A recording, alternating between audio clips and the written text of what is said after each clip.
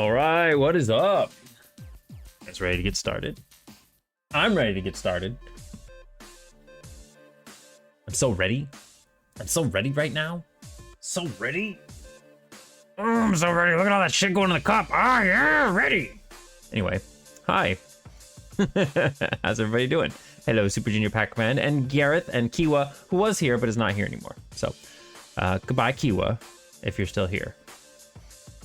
But yes, hello everybody. Happy Thursday. We are back doing Game Dev Thursdays, but honestly, like Thursday is like the only day of the week that I usually want to dedicate strictly to game dev. But I keep doing game dev on other nights of the week too, so we still get more game dev.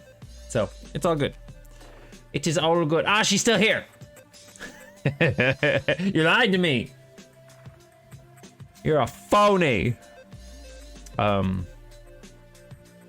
But yeah, for your Pack Fact Super Junior Pac-Man, I think we talked about this one before, but I don't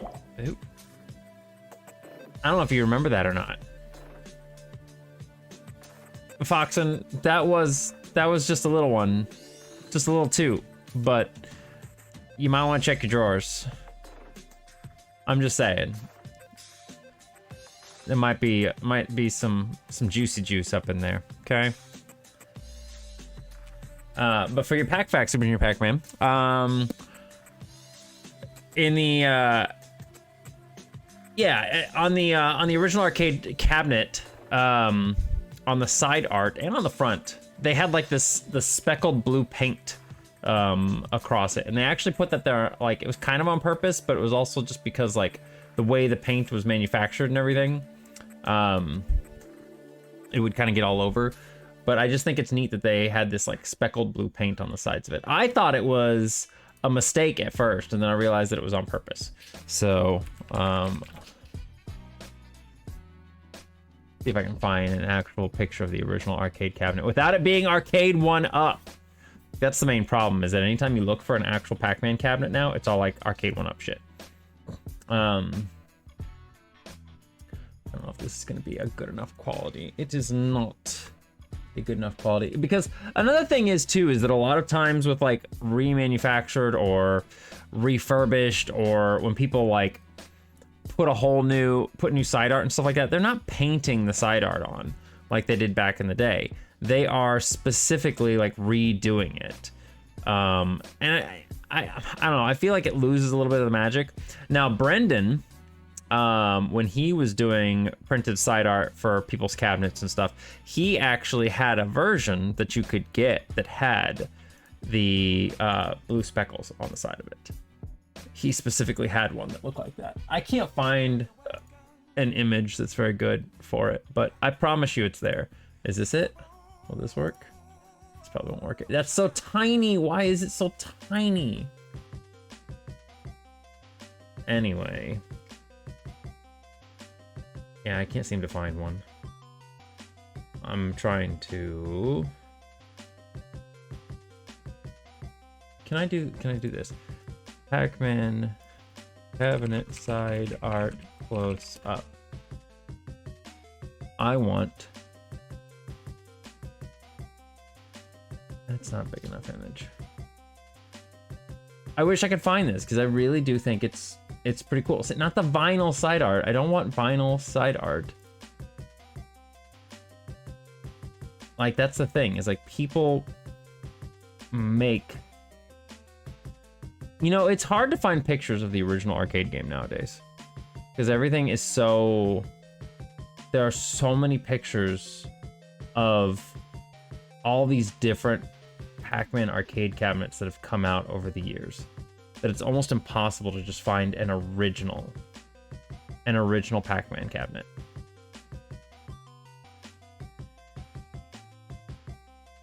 God, they used to be everywhere. Now it's hard to find.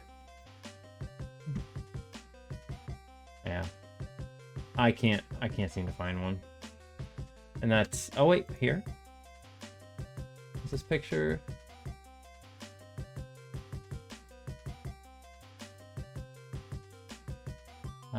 No, that's not it either. Anyway, but you have to believe me because it's true. Hey Zap, how's it going? Playing some Meteos. Man, Meteos. That's been a long time since I've heard of Meteos. Even if you do find one, the art might wear it. Yeah, it's kind of weird. Anyway, tonight, thank you for the hydrate, Gareth.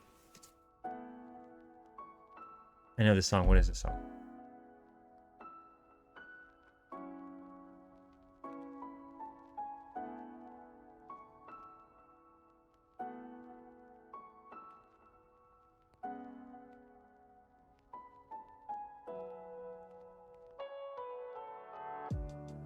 What is this? I know this.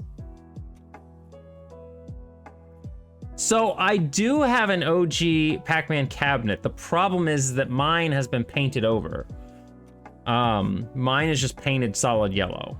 So as much as I would love to show you the side art on it, I really can't because yeah, it's been painted. It's annoying. And all the ones I can find online are all like these ones that have been redone. This one's like closed.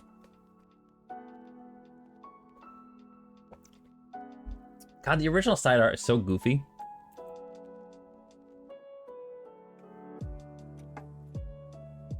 Maybe I'm going crazy. You know what? Here, let's just go to Brendan's website. I wonder if he even has it here. Store archive. He's got the store in here. Pac-Man Legacy.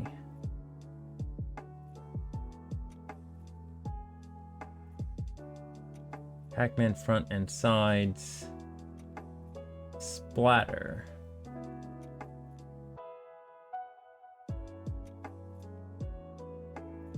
Does he have more pictures to show? He doesn't really have pictures.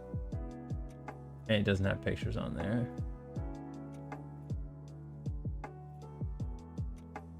Available with blue splatter effect or with a black background. Yeah, but I wish he still did that. It's really unfortunate that all that stuff happened. Pokemon Black and White. Ah, okay. Yeah, like it's really upsetting, but that they did that with the cabinet that I've got. What's even worse is I think, and I haven't removed it, so I don't know, but I think they painted over the side of the cabinet yellow. So they got rid of the original arcade art.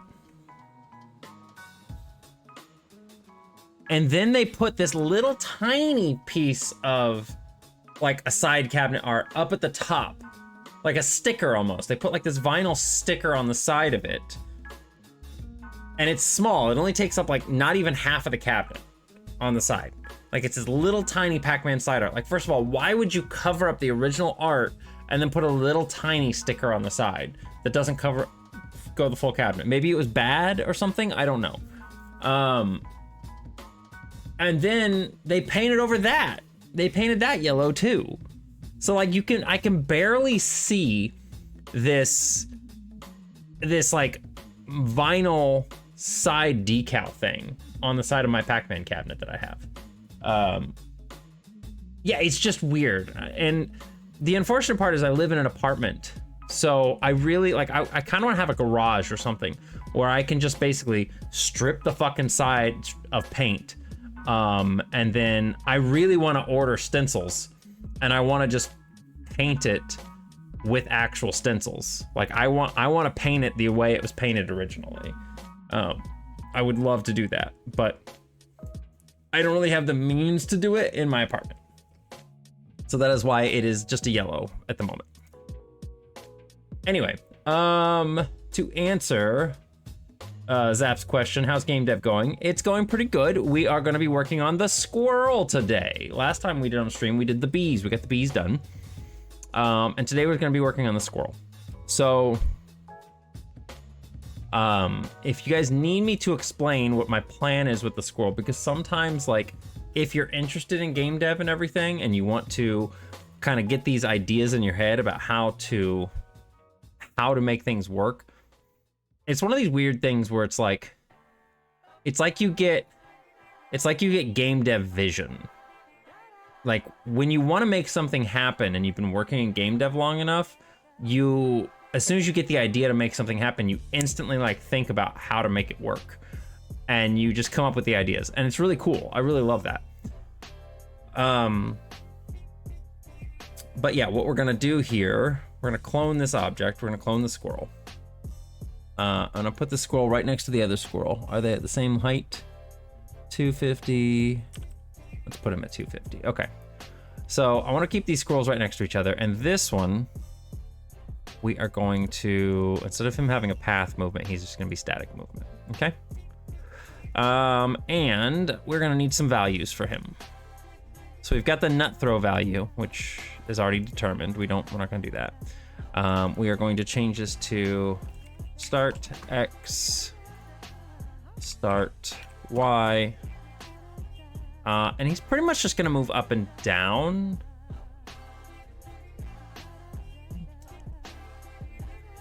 So I don't really need a different squirrel movement right now. So we're probably just gonna keep this. I'll put an X pos in there. Oh shit. Wow, you can do that? You can hit tab? I didn't know that. Y pos. Put that in there. Gunther Wolfgang, hi, I'm new to Clickteam Fusion. I have a question if you don't mind. Events. Do you just use the main game events sheet or on each separate object and just import others if they need to interact? So it really depends on how you want to do things. So Clickteam Fusion gives you a wide range of options on how you want to handle things. You've got three main segments or three main sections for events. The main and most important one you will probably be familiar with is your event editor. Your event editor is where you can, you make all your events. But these events only pertain to whatever frame that they are currently part of.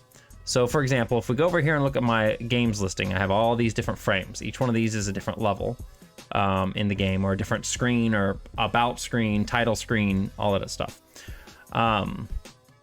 If we go to like this is called the World 1 intro. And basically all this is this is just a little intro screen to World 1, okay?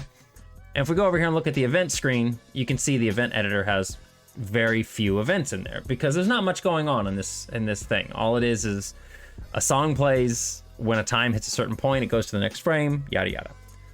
So your event editor is where all of the events for your current level live. This is where all of your events happen that you want to happen for the items in that level.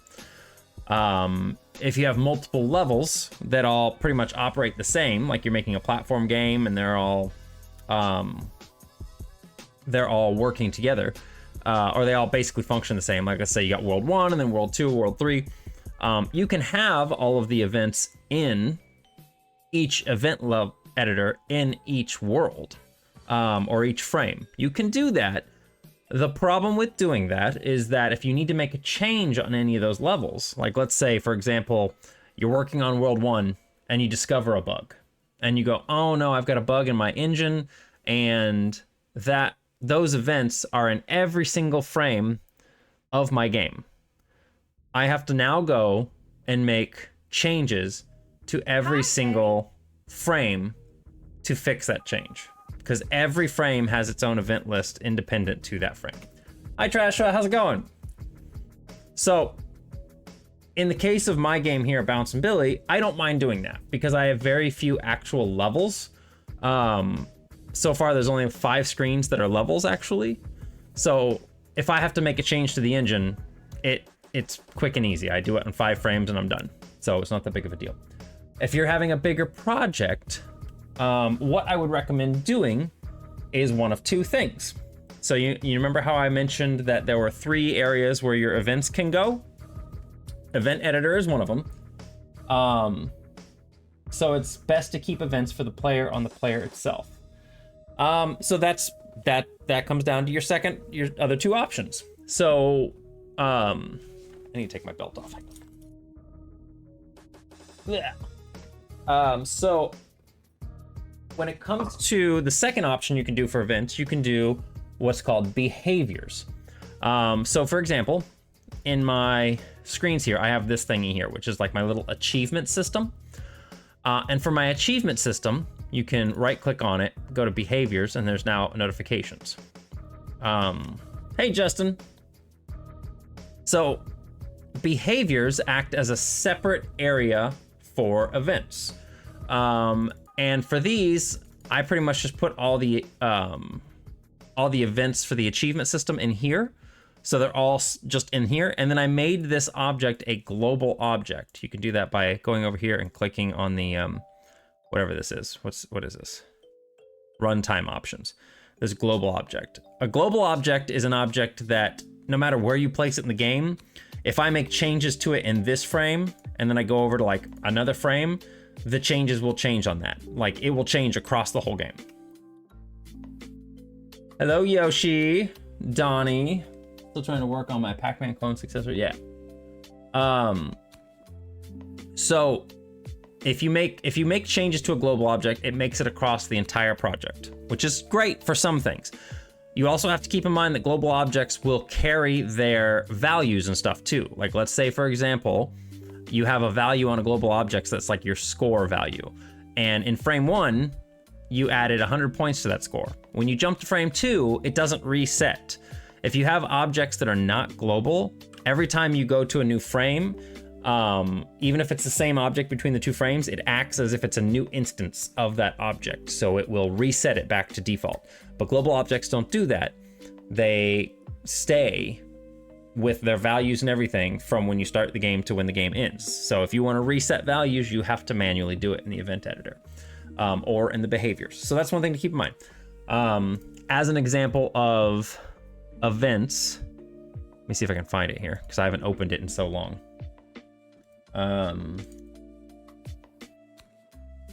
So another project I've worked on is called Pac-Man 37.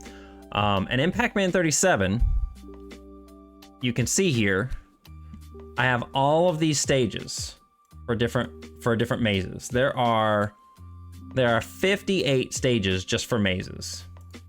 Okay?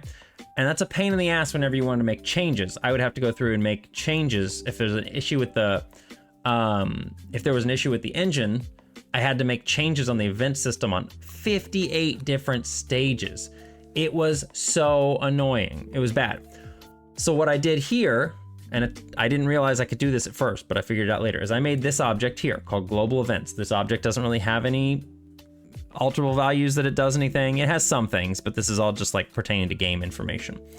And then I put my events, global events, in here as a behavior. And this is basically all of the events. You can see there's 3,000, there's almost 4,000 events in this behavior. And this just works across the whole game, and this takes care of everything. So you can do that.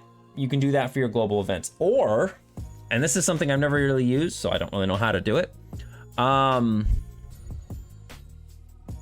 You can access global events, which I think you do by going, yeah, here, this button here. You've got your storyboard editor, and you have global event editor. And global event editor is basically the same thing. You can make global events in a separate thing. So again, honestly, it really comes down to what you're doing. If you're gonna have several levels that will be using the same engine, I would recommend using a global event or the global event editor or an object that has a behavior that you use for your global events. One thing I will note is that if you click on your game and then you go over to, I think it is the settings. No, it's not settings. I think it's runtime. It's not runtime either. Here it is. It's in the events tab. If you go over here, there's an option here called event order. Event order, you have choices of which order it processes events in. The frame events are the events that I first talked about that are individual to the frame. Global events are, of course, your global event editor, and then behaviors are the events that are per object.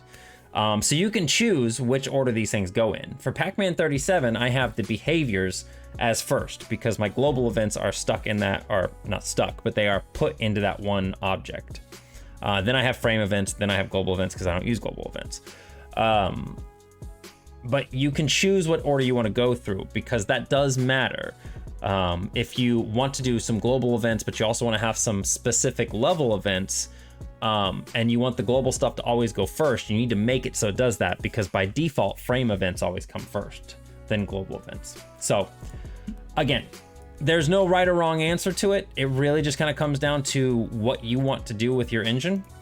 A lot of times people do recommend with Clickteam Fusion, I think with a lot of game dev engines in general, that if you're going to make an engine, try to make as much of the engine be contained in one frame as much as possible, by like generating levels. But if you don't know how to do that and you're not familiar with it, then I would highly recommend either the global events if you're going to have a lot of frames with the same set of events, or doing a behavior that has your global events.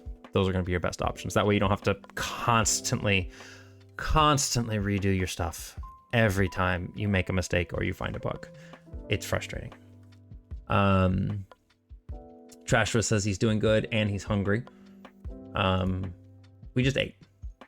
Yeah, no problem. If you have any other questions, I am more than happy to help. I love working in Clickteam Fusion. It's one of my favorite game dev programs. I can't say I've really tried a whole lot of other ones too much. Oh my god. Gunther! You didn't have to do that. Holy shit. Gunther, thank you so much for the 10 gifted subs. That was so nice of you. Oh my god. To Rod, Justin, Molly, Talk, Punkjack, Zazid, Adders, Nomad, Molt, and Joey. All peoples I'm very, very familiar with. That was very sweet of you. Thank you. Wow. Do you stream as well? I don't know if you do any streaming on your own, or if you, I'm gonna look here real quick. I'm gonna spy on you. I'm gonna spy on you. But if you ever do, like, especially if you start doing like some Clickteam Fusion game dev, let me tell you, I love watching other people work in Clickteam Fusion, so I would be happy. Not my cup of tea. That's totally fair. That's totally fair. But again, if you ever did, I gave you a follow because I would probably watch that. Anyway, again, if you need any help, by all means, let me know. So what I'm going to be working on today, when I first made this game way back in the 90s, I made this squirrel have a path movement. I don't want it to have a path movement anymore. I want it to be very similar to what it is, but I want it to basically move based on variables. So we've put some values in here. We got our start X, start Y. Those are gonna be for, at the start of the level, we're gonna tell it to set those values to whatever its X and Y position is, so we can always reset it back to its start position if we need to. X pos and Y pos are going to be for its current X position and Y position. I'm going to put one here that's going to be movement value. So we're going to do that in here. So that way, if we need to in later levels, if we want to make the squirrel faster, we can do that. So I'm going to make that something we can change. And then I think what I'm going to do here is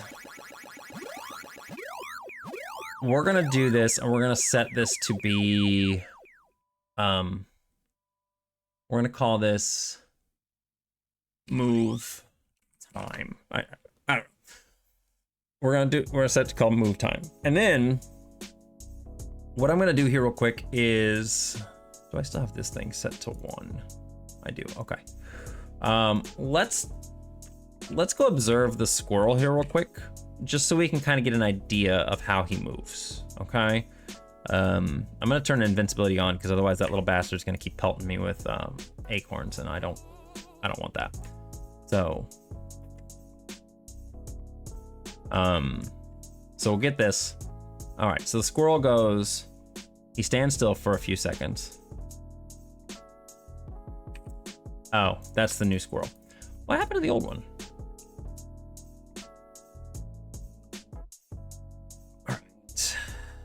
Okay, hang on. We have to make this a created start. Okay, there we go. Basho, what is that cute little icon? Why are you shaking? Why are you vibrating?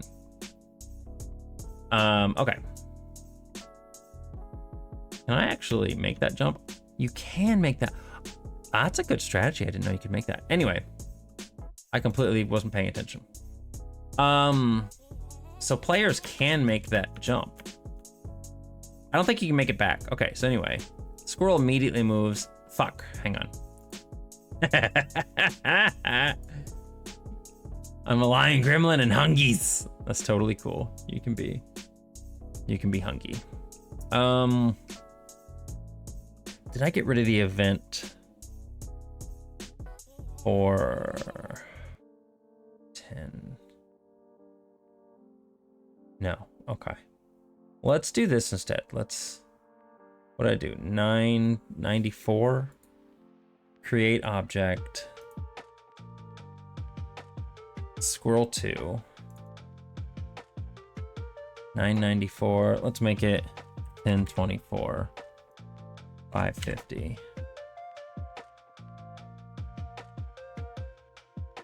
Is that right? I don't even know. Where's the other one at? 250, not 550. Wow, what the fuck am I thinking? 250. There we go. Okay. So I'm gonna go back and I'm going to take this squirrel and we're actually going to make him not created start. Okay. Once more with feeling. So he goes up for about a second, down for about 2-3 seconds, back up for about 5 seconds.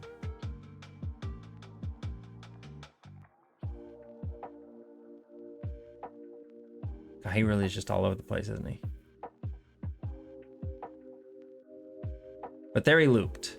So it's easy to see when he loops, right? Okay. So let's watch it again. I can see, I'm actually gonna go write this stuff down. Let me get my notepad out. Notepad. Okay, so he goes up 1 second, down 3 seconds, up 5 seconds, down 4, and I lost it.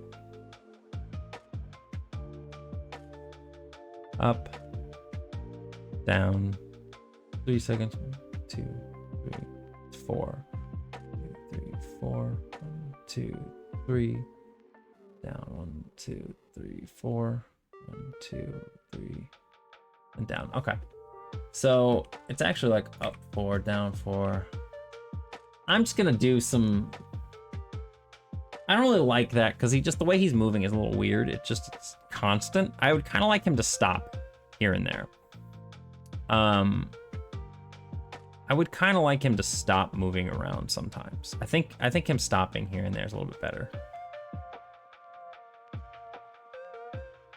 Why he fly with no wing flaps? This squirrel's not flying. Well, this squirrel's flying because he's supposed to be on the tree.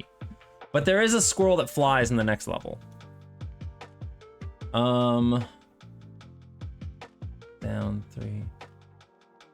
Hang on, I'm gonna get to where he is one more time. So this should restart right here.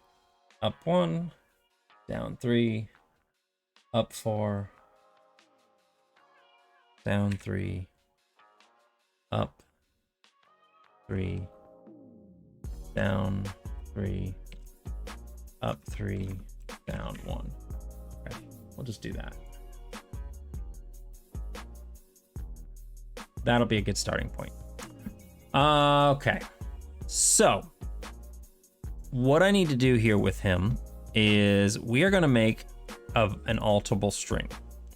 Okay, this alterable string. What do we have here? 1, 2, 3, 4, 5, 6, 7, 8. I have 8 different movements total with a squirrel. We're gonna call this move string. And then we're gonna set some values here. So we'll set a pause at the beginning. How are we gonna set pauses?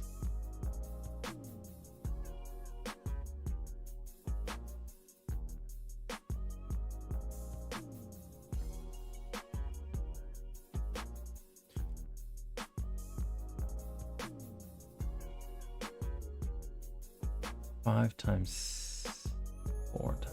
So that doesn't equal. All right, so we'll set a pause by setting this to be like, we're gonna have to come up with our like own little code system here. Okay, so let's do 501. Now let's do 5. How do we do this?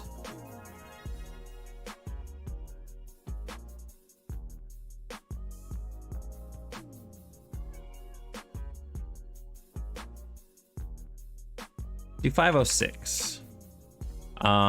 Basically I'll take, so a 5 at the beginning. Let's actually make it 906. So how I'm gonna do this is that if a number starts with 9, it'll be considered a pause. And if it is below that, then it will not be. Okay, so 906. We're gonna make the next one be 060. So that'll be 60 frames. So it'll be 1 second. We'll do 902. And then we're gonna make the next one be down 3 seconds.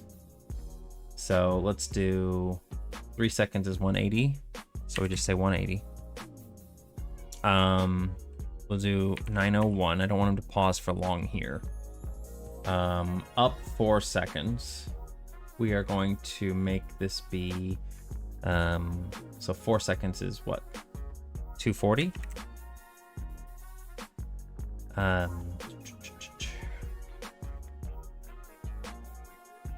Up 4 seconds. We're gonna go 902. Down 3 seconds, 180.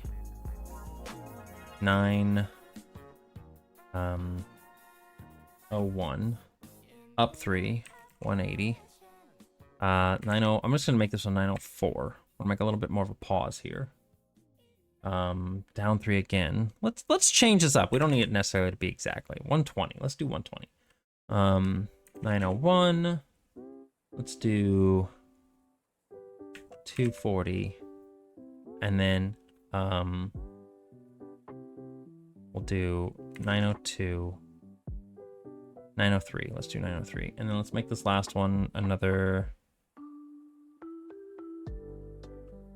060. Now I know this looks really, really confusing. Basically what we're gonna do, I need some flags here. So we're gonna say vertical direction. And then we're gonna say horizontal direction. And then we're gonna make one last one that say move pause. Do I have any released games? I do not have any released games at the moment. I have some games that I made. This one right here is gonna be my first released game. I have it up on Steam. I have a Steam page for it, but I haven't released the Steam page or anything yet because I'm still kind of working on the game. It's evolved into a bigger project than I initially thought it was going to be. I do have some games you can play though. One of them is, again, the Pac-Man 37 game that you saw on screen. It is a passion project, yes. I would love to release it, but since it is Pac-Man and is very specifically Pac-Man, it is not something I can release. I can show it to you though, if you want to see it. And then I have another game that you can play, which is a stream game, which is this little game right here. And this game I plan to release once I get more done with it. I will be putting it on Steam, but it's less of a game that you play and more of a game that your stream plays. So, like if I put this over here to the side here, and get my touch portal open, you can see what it does. This one I'm proud of. I really like this game a lot. Like this is one of my favorite things. I still have more work I need to do on it, but I'm really proud of it. I think it's cool. So if I go over here and turn MicroStream RPG on, you should be able to yeah, this game right here was made in Clickteam Fusion. So, is it showing up? Yeah, you see how the little menu is up there? That stuff right there is MicroStream RPG. What MicroStream RPG is let's say I redeem this here. Redeem MicroStream RPG. MicroStream RPG should start playing. It didn't. Why didn't it? Oh, my authentication failed. Hang on. Okay. Why?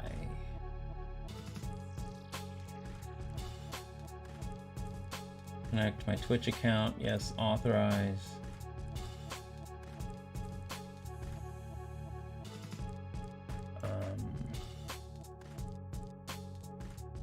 It's because I haven't used it in so long. My device not connected. Okay. Is it connected now? Is it gonna work? Oh, nope, that's sound alert. I don't want that. Really? It's on cooldown. I do wish for another test update to hold us off for the new engine. However, I don't think much was that. Yeah, there's not really a whole lot that's been added, unfortunately. There it goes. So there's MicroStream RPG. It's a little game that plays above my head here. So the streamers, or not the streamers, the viewers in chat can play this little game. It's a little RPG. And as you progress through the dungeon, you get experience points, you level up. And you try to beat the dungeon. It's a very simple little game. It's all autoplay. But I had a lot of fun making it. A lot of the people in the stream have been here helping, and there's a little level up. Yeah. But it's like the enemies are random, but they do go up in difficulty. And you get a little farther each time. Like, I'm probably gonna die to this goblin. He's gonna kick my butt. Yeah, he's definitely gonna kick my butt. And then I hit level 3. Next time I go to do another run, I will keep that level and I will be able to get a little bit further. So I plan to do more with it. There's going to be more, and then I will release that on Steam so people can download it and have it as a thing that they can play with their communities. So that's kind of cool. And then Pac-Man 37 is this game right here. This was, again, a passion project of mine. I'm a big Pac-Man fan, if you couldn't tell from the sub notifications that happened. And this was all made in Clickteam Fusion from the ground up. But basically it's like the original Pac-Man. Except don't mind that he's blue right now. But it's the original Pac-Man basically, but with a lot of customizable features and stuff. So not only can you have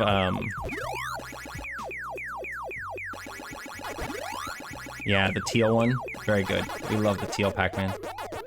But not only can you have that, but you can go into here, you can go into custom mode, and you can change a whole bunch of stuff up. You can change the character that you're playing as, you can change the graphical style, whatever you want to do that. This was the one that actually both these styles, the classic and the modern style, I made from scratch.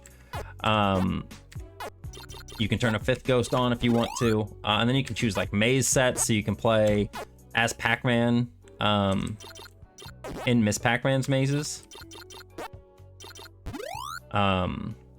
which is kind of cool. You can let's actually put it like on frame like 12. Yeah, so you can play like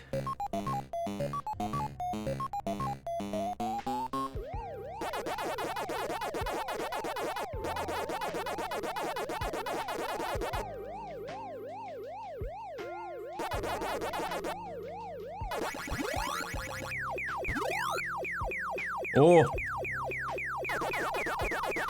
I want that bell. Give me that bell.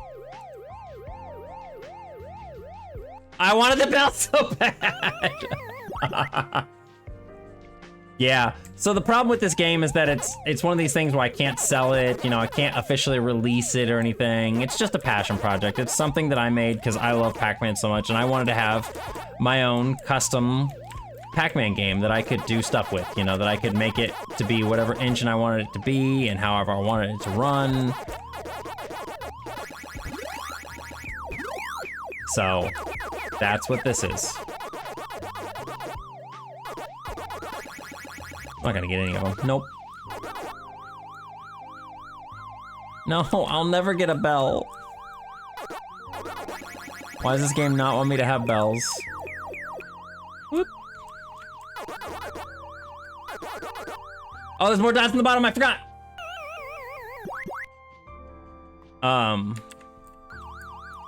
But yeah, this was the game where I first learned about the whole global event system. And the reason I learned about the global event system was because, again, having each maze be a different frame really messed stuff up. Every time I found a bug, it was this huge pain in the ass to go through and fix it in every single stage.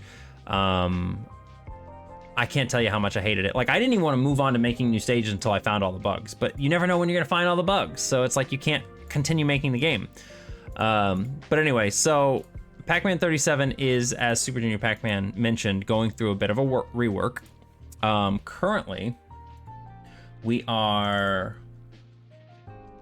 I'm reworking Pac-Man 37 to have a brand new engine. And in that engine, we are doing... Is this it right here? So, in that engine, it has this right here, which is a maze generator. So I learned, and this is all a thing I've been learning over the past few years of working with Clickteam Fusion, I learned how to make my own maze generation system. So it literally, every time I'm clicking this button, it is generating the maze completely from scratch. So like if I go like this and hit pause on here, and then hit my button to do this, you'll see how many frames it takes to generate this maze. Click next, click the step. 1, 2. It's basically generating an entire maze in 2 frames. It was just that quick, just boop, boop, done. So, and all these mazes are just getting made on the fly. Like, so, again, this is me, this is just the journey I'm going through of learning how to program, how to do stuff efficiently. So, as I mentioned to you before with, you know, your global events, or if you have several frames with the same kind of an engine, I'm kind of going back and making an engine where everything's going to be in one frame, essentially. Like, it's going to generate the mazes on the fly. All the events are going to be held in one frame. I'm not going to have multiple frames. So, you know, it really just depends on how you want to handle your engine. But the more you do, the more you learn, basically.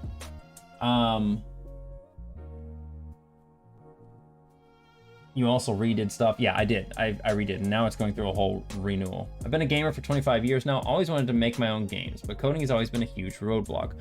Clickteam just felt intuitive straight away. 10 hours with it gave me more pride. Yeah, I agree, and that's why I love Clickteam Fusion. Is it the best engine ever for making games? No. There are other engines out there that you can make more complicated, bigger scope stuff, but if you're just an indie dev and you just want to make some fun little games yourself, Clickteam is great. And even if you're not like a small indie game dev, like if you're a bigger studio, Clickteam's great for prototyping, like just to get an idea of how you want to make stuff. It's wonderful.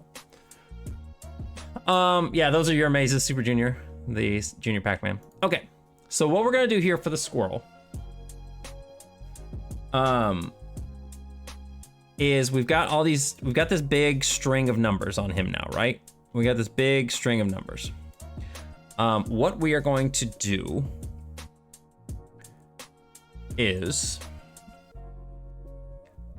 let's go up here and we're gonna make some new, all of the things in the game I call hazards, because I don't want to call squirrels and cats and thorns enemies, because they're not technically enemies, they're just things that exist and they do damage to you. So I just call everything hazards. We're gonna make a new comment here, which is gonna be, what do we call it? Tree squirrel. We'll call this one tree squirrel because there is a flying squirrel. There is a different squirrel. So I forgot I need the check active stuff. Hang on. So currently active and check active. Let's go over here and make those 2 flags. I'm actually gonna do that here. Check active, currently active. Is that the order that they go in? I thought it was currently active and then checked. It is currently active and then checked after. Why did I do that?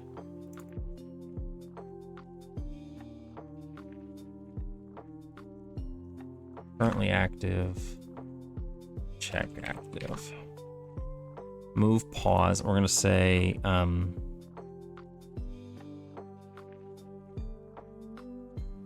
no, we did horizontal.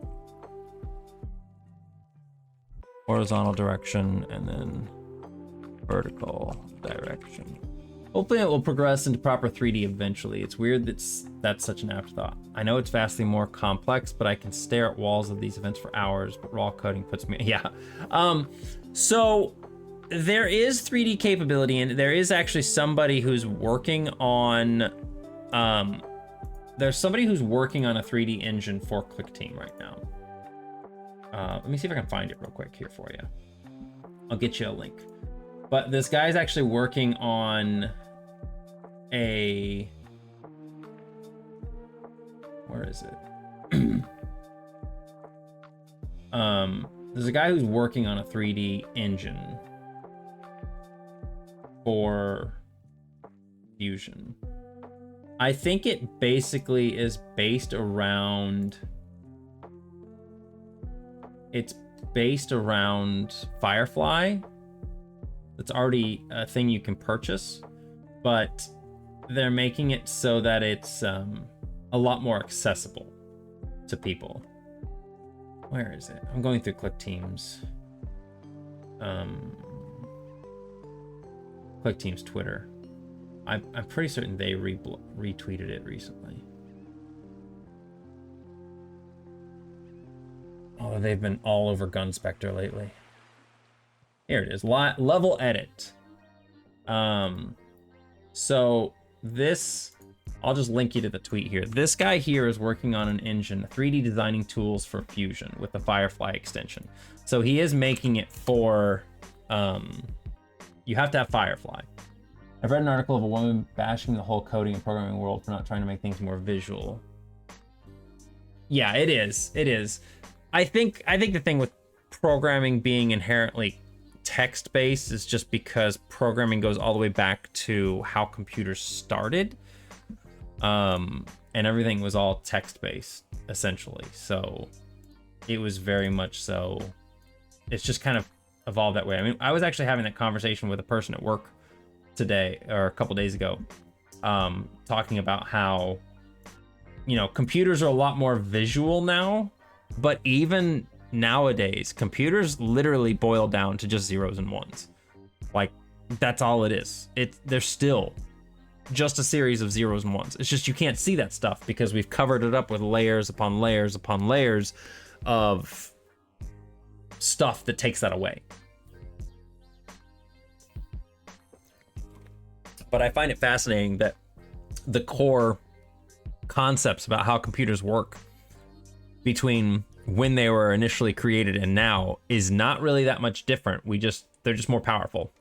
And so we're not forced to look at the raw essence of a computer and how it's working. We get to make it pretty. I just think it's funny. Okay. So what we're gonna do with the tree squirrel, we need to do, I'm gonna copy these events here. I'm gonna put these over here. We're gonna do the squirrel. Where is he? Squirrel, check active is on. This is just to set currently active on. And we need to actually change these things. Tree squirrel. For some reason, my OBS does not like the squirrel emote. It's so tiny, I can barely tell what it is. It looks like it's just a little blob. Just a little blob. Actually, it looks exactly the same as on screen right now. Yeah, looks just like that. Doesn't even look like a squirrel. I'm kind of hoping that my the title of my stream kind of manifests Funds. If he's not here already, but I imagine if Funds was here, he'd be yelling at me. Looks like a tiny, yeah, it looks like a mouse. Doesn't look like a squirrel. Where's the tail? It's like too realistic of a squirrel and not a caricature of a squirrel, so I can tell what it is at first glance. Anyway, we need to make this. We are going to do, the squirrel is gonna be, this is gonna be our X position. We want X position, not Y position. So I'm gonna grab this, move this down here to where the squirrel is. So basically what I have in, what I'm doing with my engine, if this gives you any ideas, Gunther. Do you want me to call you Gunther or Wolfgang? Whatever you prefer, just let me know. But this here is all of my levels compressed into one big frame. So you've got, like, this is stage 4-1 over here. You can see it at the top corner there. Stage 4-1, this one's 4-2, and this one will be 4-3. If I need to make more levels, I could do that. But for right now, they're only, each world is only 3 levels long. And I have my object here. This thing is a global object. And this has my current camera position, camera X and camera Y. So since the playfield is 640 by 480 pixels, I have it set directly in the middle. So it starts at 320 by 240. When you advance to a stage, so you beat this stage, you beat level 4-1, it will add about 640 pixels plus the, you know, whatever it is for these middle things, which is 64. So it'll add 704 pixels to this camera X value and then reset the camera. So now it'll be over here. But what I'm basically doing is I don't want these squirrels and everything over here being active while you're over here in level 4-1. So I made a system that at the beginning of each stage, it checks, it turns a flag on in each of the hazard objects. And those objects then test to see if their position is within range of where the camera currently is. And if it is within range, then they turn on, essentially. If they're not in range, then they turn off and they don't activate. So that's what these two values are for here. This is saying, you know, is the squirrel within 320 pixels to the left and 320 pixels to the right of the camera. So if the squirrel is within that range, if they are within that 640 pixel range, then they turn on. So it says currently active on. Okay, so what we're gonna do is we are going to make a new event here that's gonna say compare to the altable value. This is gonna be move time. If move time equals 0, then what we're going to do is we are going to set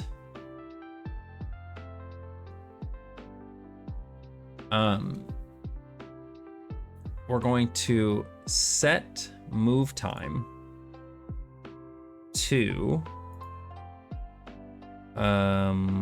let's do this, value of the string. So Pero, hello Pero.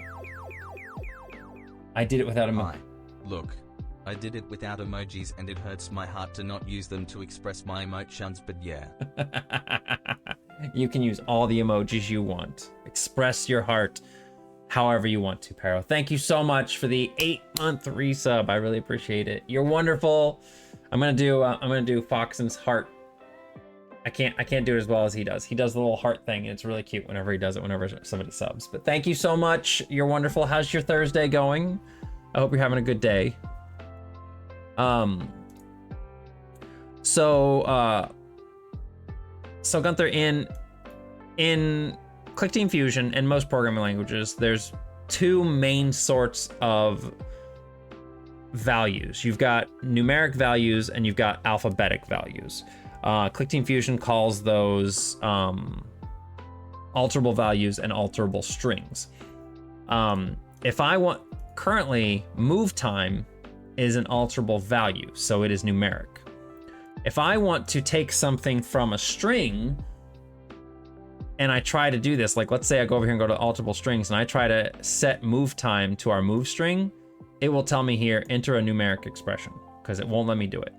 Because this is letters and it doesn't equal to numbers.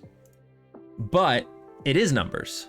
So what I want to do is click this val thing here. Val will put it in there and that will take the value of a string. So if you have a string that actually is numbers, then we can use that. So what we're gonna do is we are going to take the value of the string, but we only want the first three numbers on the string, because every single time we check this, every time move time equals 0, we're gonna pop a new value in here, and we're only gonna take the first three values, or first three numbers from that. So what we're gonna do is take from the left. So that's what this left dollar sign is. Left, middle, and right all are in regards to strings, and you can pick how many characters you want from that string from whatever direction it is. Left is easy, so we're just going to be going from the left. We want to do 3 characters from the left, so we'll take 3, and then we need to put what string we're using. So we are going to take this right here. We're going to go alterable string, our move string. So we're going to take and set move time to the first 3 numbers of our move string. Okay? And that's going to set move time to something else. What I also need to do here now, and I forgot about doing this, I need to have a temporary place to put I'm just going to call this temp numbers as another string. What I'm going to do then, once I've taken those 3 numbers, we are going to go alterable value string set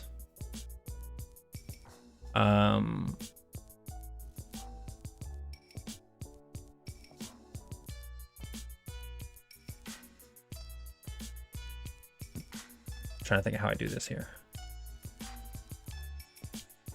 We're going to take, so we're setting temp numbers to, we're going to do the same thing, left.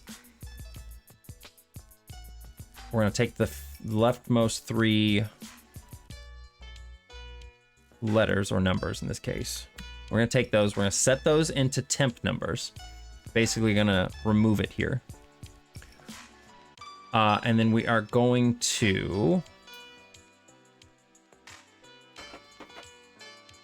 the last thing we're going to do is we're going to go string set move string to we're getting into some, who's Superman's furry cousin? Squirrel. Oh my god. Harrow.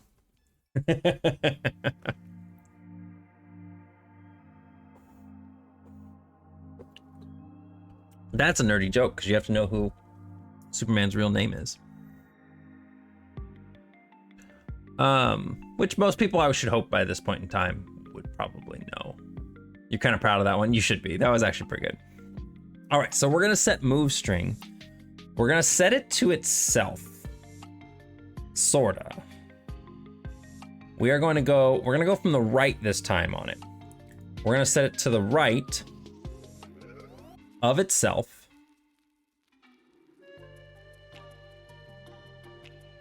And the number of characters we're going to do is the length of the string itself. Length of the string minus 3. Make strings and numbers, hang on.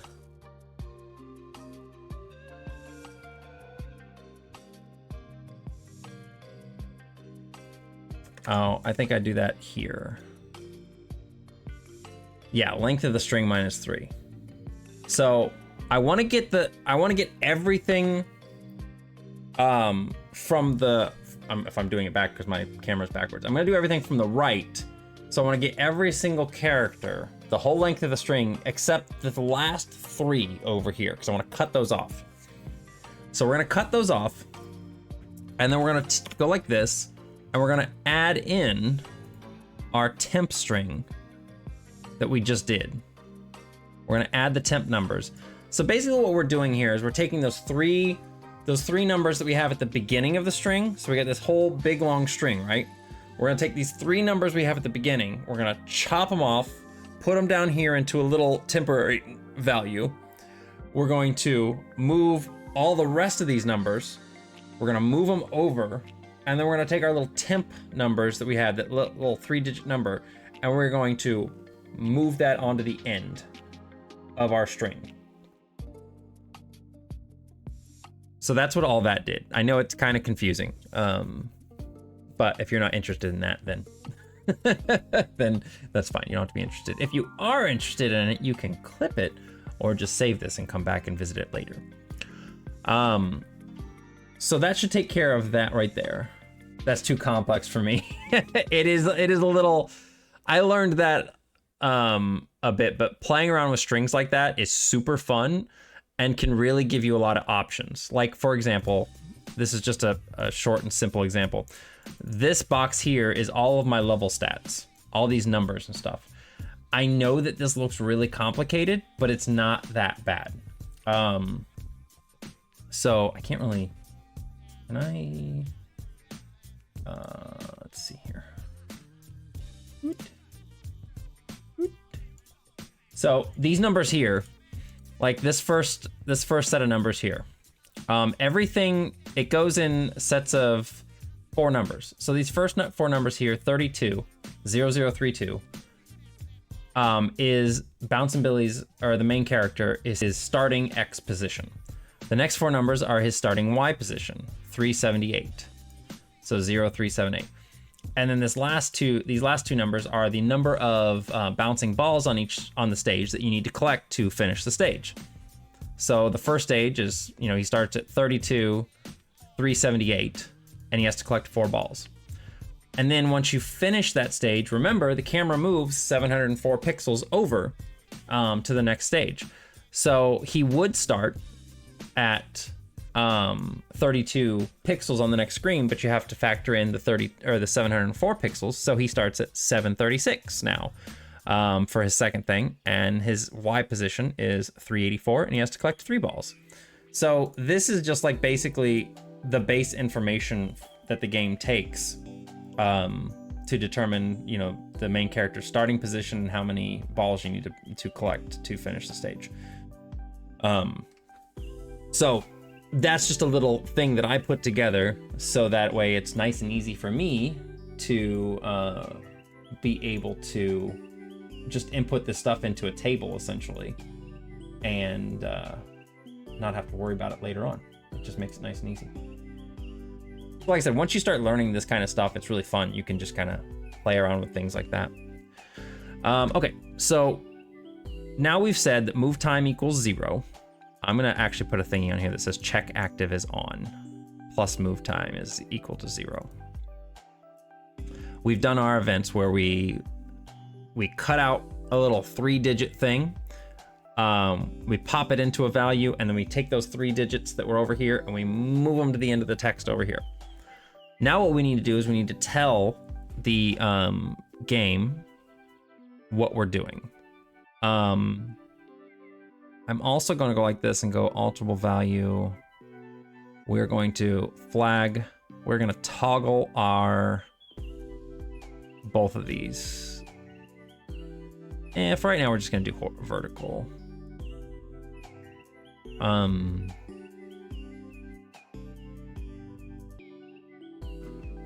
Yeah, we're just going to toggle vertical for right now. Okay, so we're going to go like this. And we're gonna say check active is on, and we're gonna say move time is greater than 900. So anything that's above 900, what we're gonna do is we're gonna turn our move pause flag on, and we are going to set move time. We don't want it to be 900. What I want to do is I want to take that 900 value, but I'm going to take, let's see here. We're gonna go alter value, move time, minus 900. We're gonna do that, and then we're gonna times that by 10. So for example, if it's 902, we're gonna take 900 off, which leaves us with 2, and then we'll times 2 by 10 to give us 20. 20 will be the number of frames that the squirrel will pause for. So he will sit still for about 1/3 of a second, essentially, if it's like that. And then we are going to, we're gonna go flag. We're gonna toggle the vertical movement again here. We're gonna go check active as on. We're gonna say move time is greater than 0.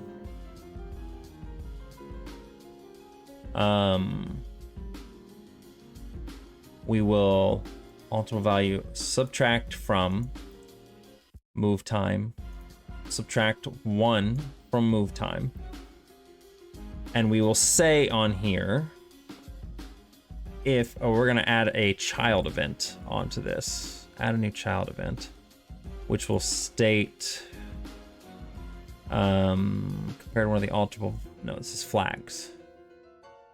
Is a flag off, move pause is off, and add a new condition. Is flag on, vertical direction is on, then we will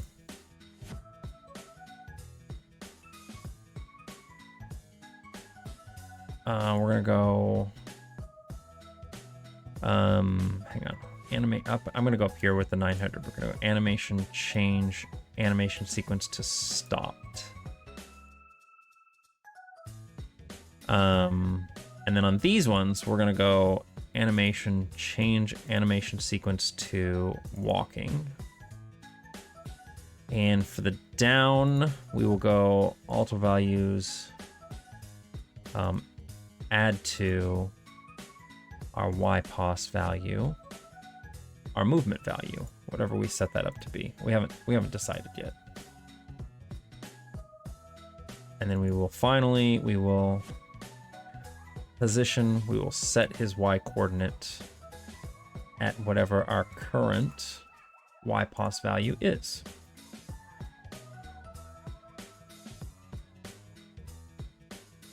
Today is Child's birthday. That is a clever way to bring that up.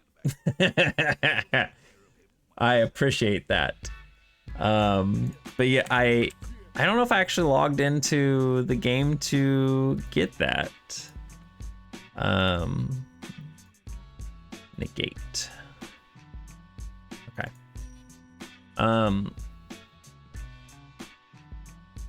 So this should, honestly, that right there should just take care of his event. That should make him move. He should move around now. We should be able to actually watch him move. So that's probably what we're gonna do, is we're gonna go watch him move. But the first thing we need to do before we can do that is we have to do a start a frame event where we set his start X to his current X position.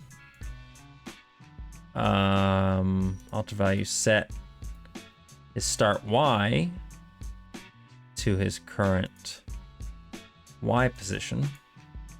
I'm gonna go back in here actually, and we're gonna do the same thing again. I'm gonna move these damn things, I don't like that.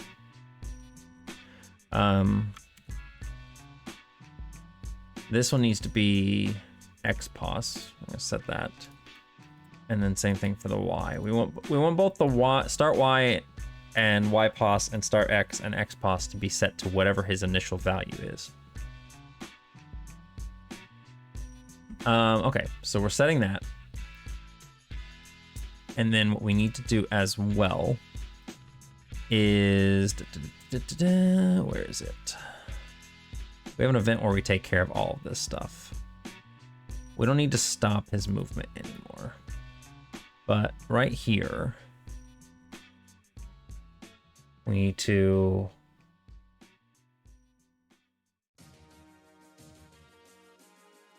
okay, these things work a little differently.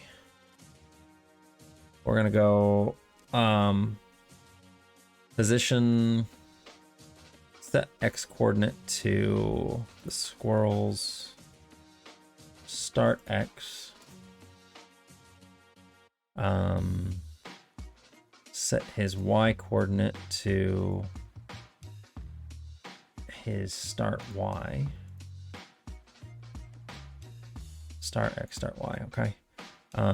Set his xpos to, that's not the right squirrel. Is it? That's squirrel 2. Where's squirrel 1? There he is. Start X. And alt value set. Nope, not start Y. Ypos to his start Y. And then we also want to set nut throw to 0. Oh, we need to change something real quick. I'm gonna copy this whole movement string. Starting string. Since we're editing that string throughout the level, I want to reset it. So I could just actually, I don't want to have to just edit it whenever. So what we're going to do here is we're just going to go alterable string set move string to our starting string. And then we go one last thing, alterable value set move time to 0. Actually, one last thing. Flag set on check active. Oh, I also need to flag set off move pause and set off vertical direction. So those should all be okay. So squirrel has a lot of shit going on. Squirrel's kind of a little complicated here. So we should be able to start the stage now and watch the squirrel move. No, we shouldn't. He's not gonna move. The reason he's not gonna move is because I don't have a movement value for him. So it's gonna try to like move him by 0 pixels every frame, and that doesn't work. So we need to change this. Let's change this to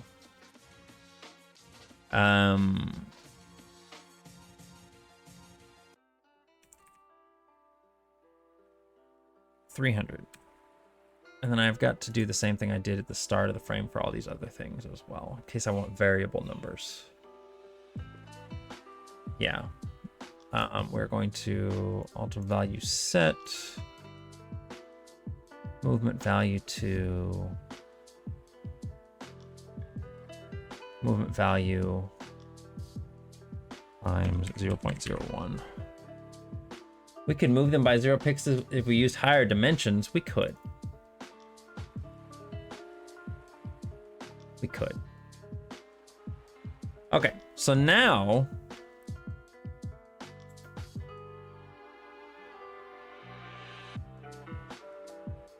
where'd the squirrel go?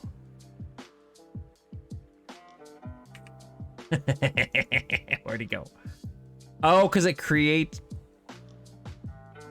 He's not created start. Okay. So we need to create it start. We'll leave him there. I need to get rid of this other event that creates a squirrel. Where is it? There is an event down here that creates a squirrel.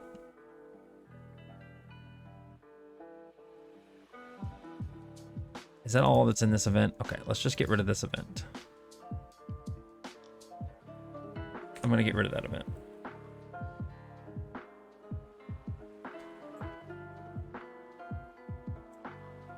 Oh. Oh. Can't jump in my own damn game. Oh.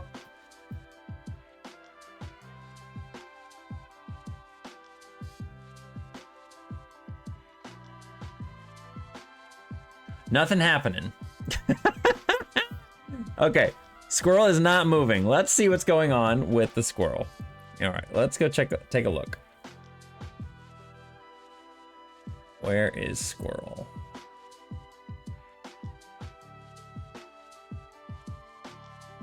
It's probably gonna be down here more towards the bottom since it was something I added in later. Squirrel.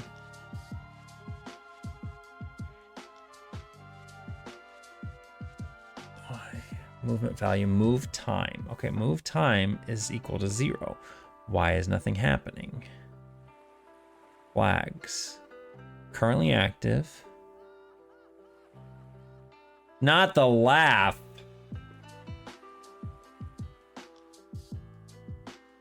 Hope y'all heard that. Okay, so why isn't that working? Tree squirrel.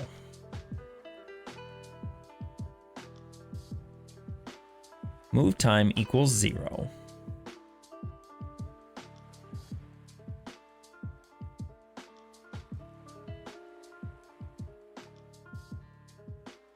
Okay, so does he get active at all?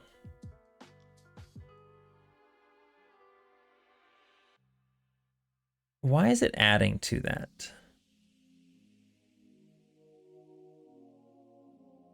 Where is that?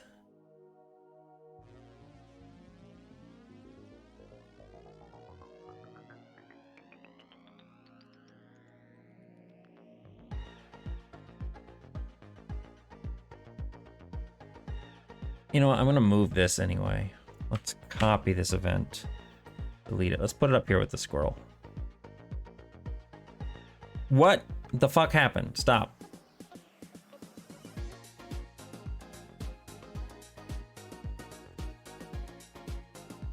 When else are we adding to the squirrel number?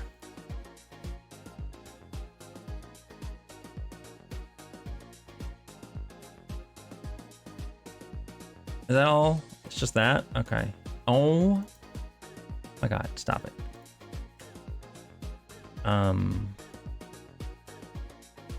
There we go. I don't need it up here. Let's get rid of that.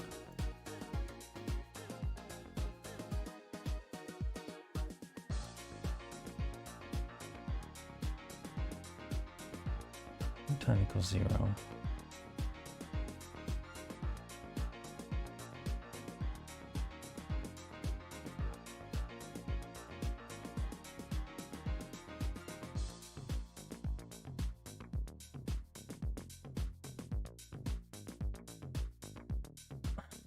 I need to actually, that's what's happening.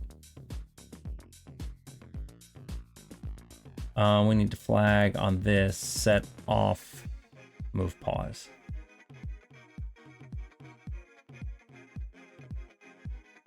Because we're turning it on here.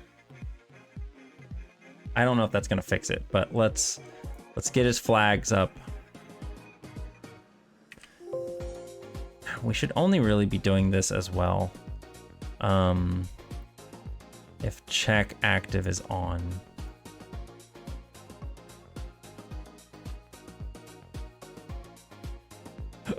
Okay, so he should not be getting those values added now. No, because he's not active.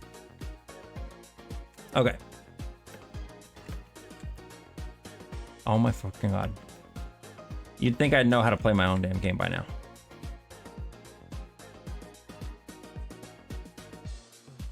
Okay, the squirrel is currently active.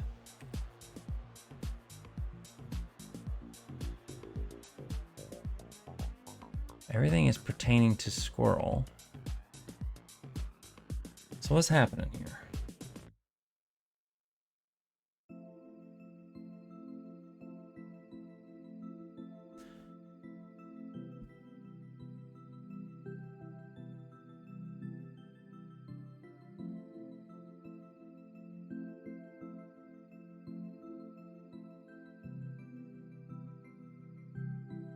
Actually, no, I don't want to do that.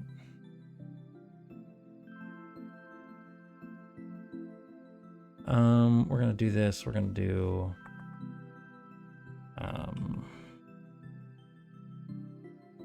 16. Oh, what's the size of the sprite? The Billy sprite, he is 1620. 1616 works, that's fine. Okay.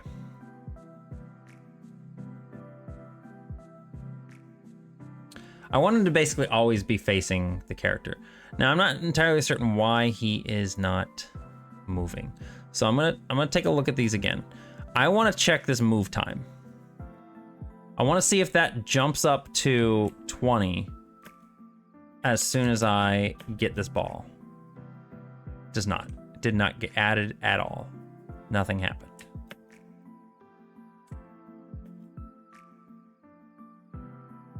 Hi, Squirrel, what are you doing? You're just sitting there.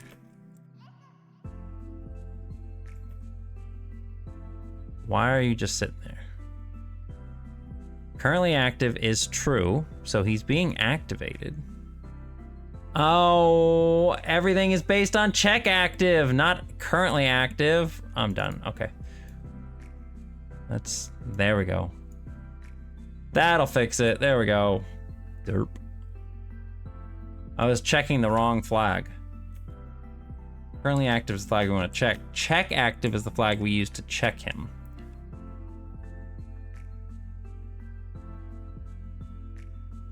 Whee!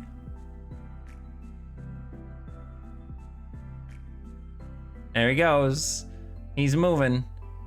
He is a-moving.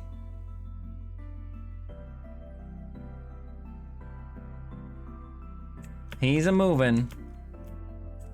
I think he moves a little too fast. So that's real easy to fix. You know how we fix that?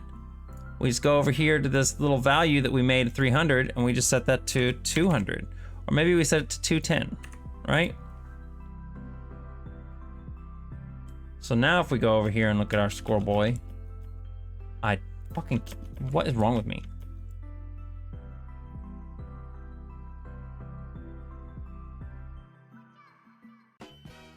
There he goes. Look at him moving. And if we move to the other side, he should be looking at me this way when he comes back up whenever he stops. Yeah, he is. Okay, so you'll notice the main problem here with the squirrel going off the screen. We obviously don't want that. We don't want our squirrel boy going off the screen. So what we're gonna do is similar to what we did with the cats and the fish and the birds, is we have these things, which are our cat stoppers, fish stoppers, frog stoppers, everything else. We're gonna create a new one. We're gonna clone this object.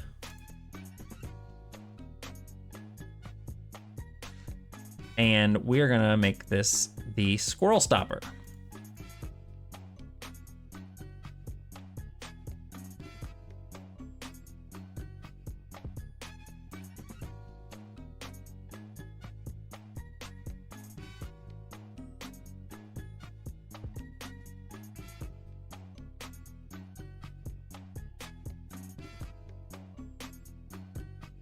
I think that's my S for the squirrel. The problem is the squirrel is that same gray color as the fish, I think. I was real inventive back then, let me tell you. I'm pretty sure it's like the almost exact, yeah, they're like the exact same color. Whatever, doesn't matter. We will call this one Squirrel Stopper. And then what we'll do with the Squirrel Stopper, what is my alterable, or what's my hotspot on the squirrel?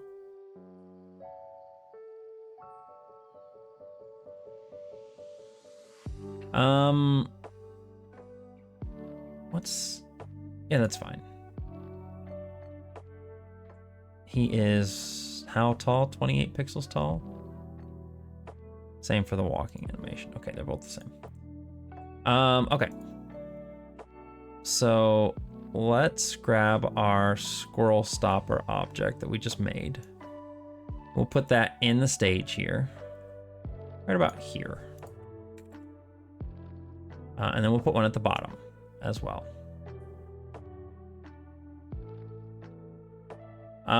So what we're gonna do is we're gonna say,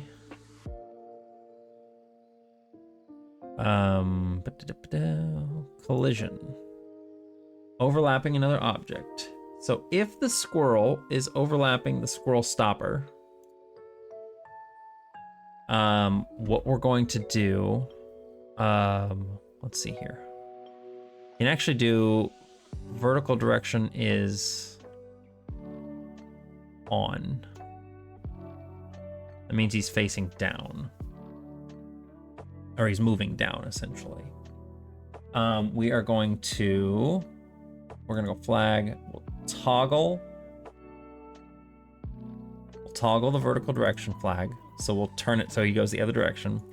And we are going to go position, set his, no, actually we'll go multiple value, set his current Y-pos to whatever the squirrel stopper is. It's Y coordinate minus 28. Because he's 28 pixels tall, so we want to put it basically right above where it would have been. And then we're gonna go position, set his Y coordinate to his Y-pos value that we just set.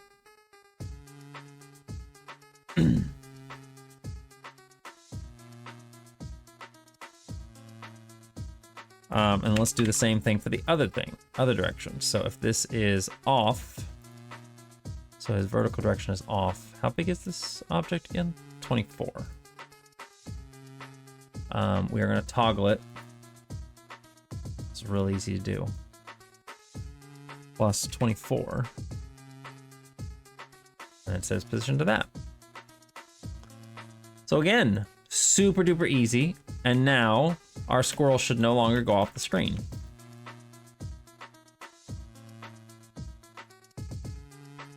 He's gonna move around a little bit. He'll bounce. You didn't listen to me, squirrel.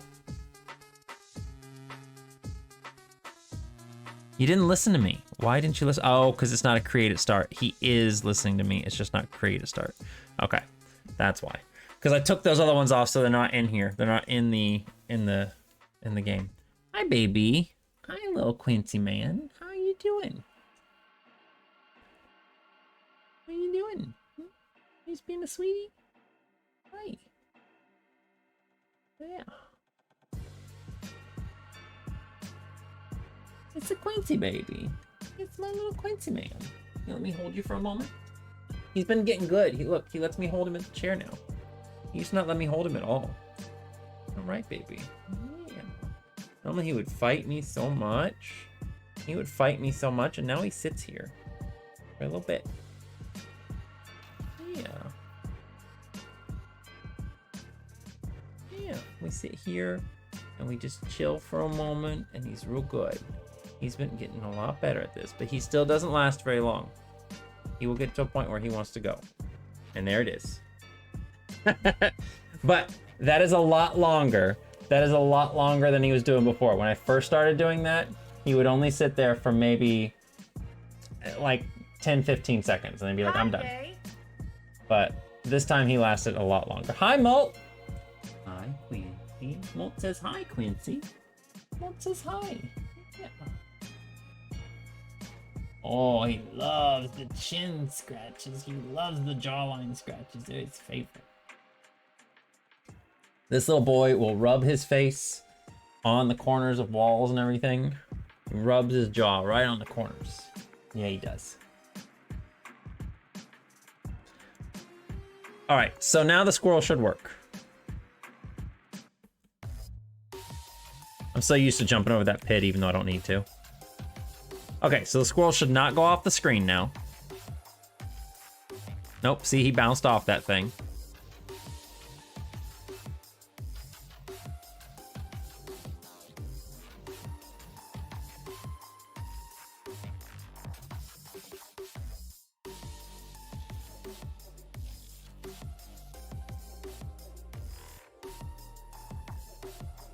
And we can, the funny thing is we can look at this and we can watch the string moving. See how it's moving?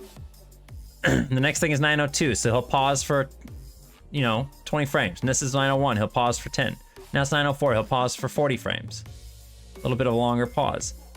Now pause for 10, pause for 30 frames.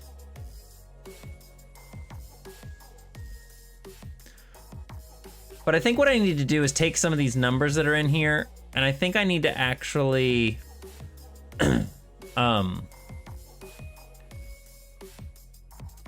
I think I need to reduce some of the movement numbers.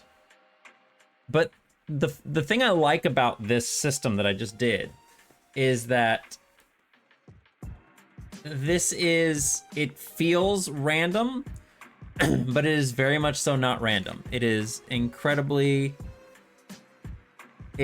exact every time.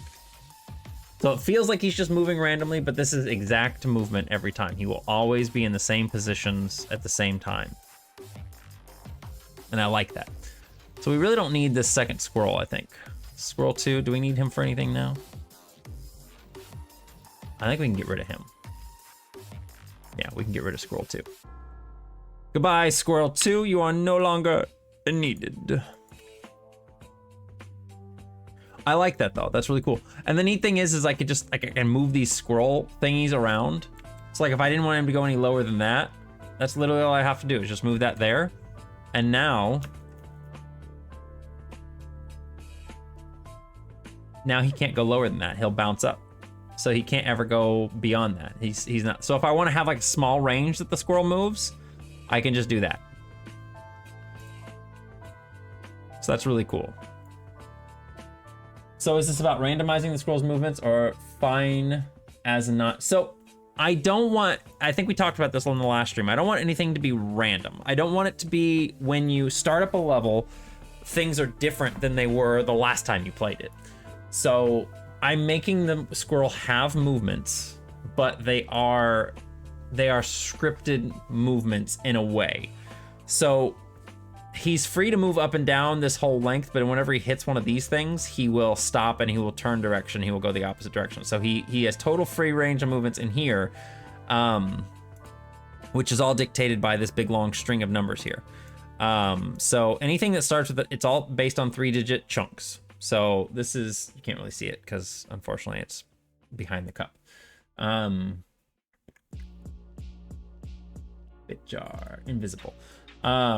So it's all based on the three-digit chunks. So 906, anything that starts with a 9, the following two numbers will be how long the delay is, times 10. So this is a 906. That means it'll be a 60 frame delay. So that's 1 second.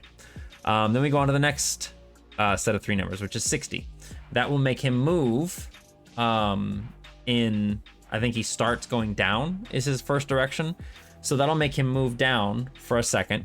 And then we have another pause, 902. He'll pause for 20 frames. Then we have 180, which means he will move. Now he'll be moving up. So he always changes directions every time he gets a new command. So now he'll be moving up for 3 seconds. Then we've got 901, and that is going to be, he'll pause for 10 frames. And then the next 3 are 240. And I think that's where I want to start kind of dialing back on this a little bit because it's a little too much. Let's make this 120. 90, let's make this 905. 180 is fine. 901 is fine. I don't want 180 again. Let's make this 150. 904 is fine. 120. How about we just make this 90? 090, 901, 240 again is 4 seconds. That's fine. 903, 060. Okay, so I'm just gonna copy this whole big number again. We're gonna paste this over here. I want those to be the same. So yeah, now the squirrel is a set movement, and he will do his little movements. So he pauses for a second.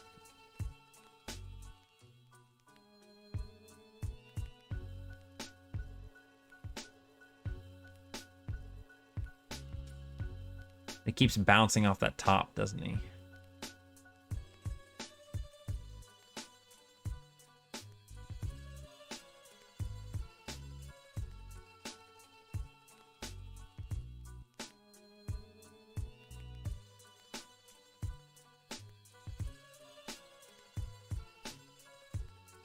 I don't think I like the fact that he bounces off the top so much.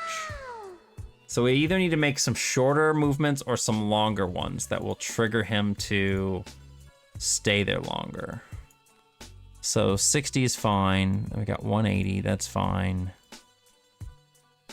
I think the next one being, God, the problem with this being such a, let's just do this. There. So we got 906, 60, 902, 180. I took this to 120. I'm gonna take this back to 240. Oh, what happened?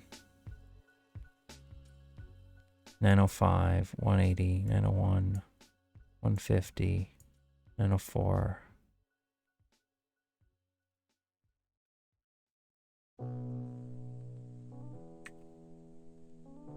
Let's make this one really short. 030. So he's only gonna move for like half a second. Then 240.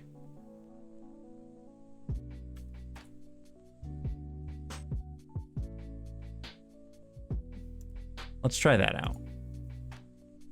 Yeah, I think it's pretty neat. Like, I like it being a pre-programmed movement.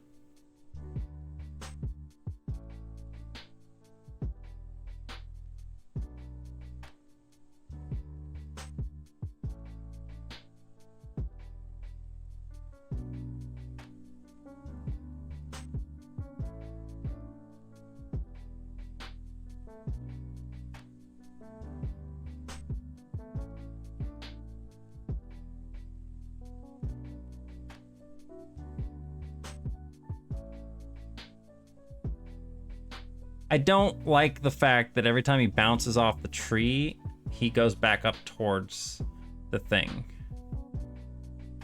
So I think that's the only thing I'm not real keen on. I think having smaller movements would actually be better. You either need to have a whole bunch of big movements or a bunch of small ones.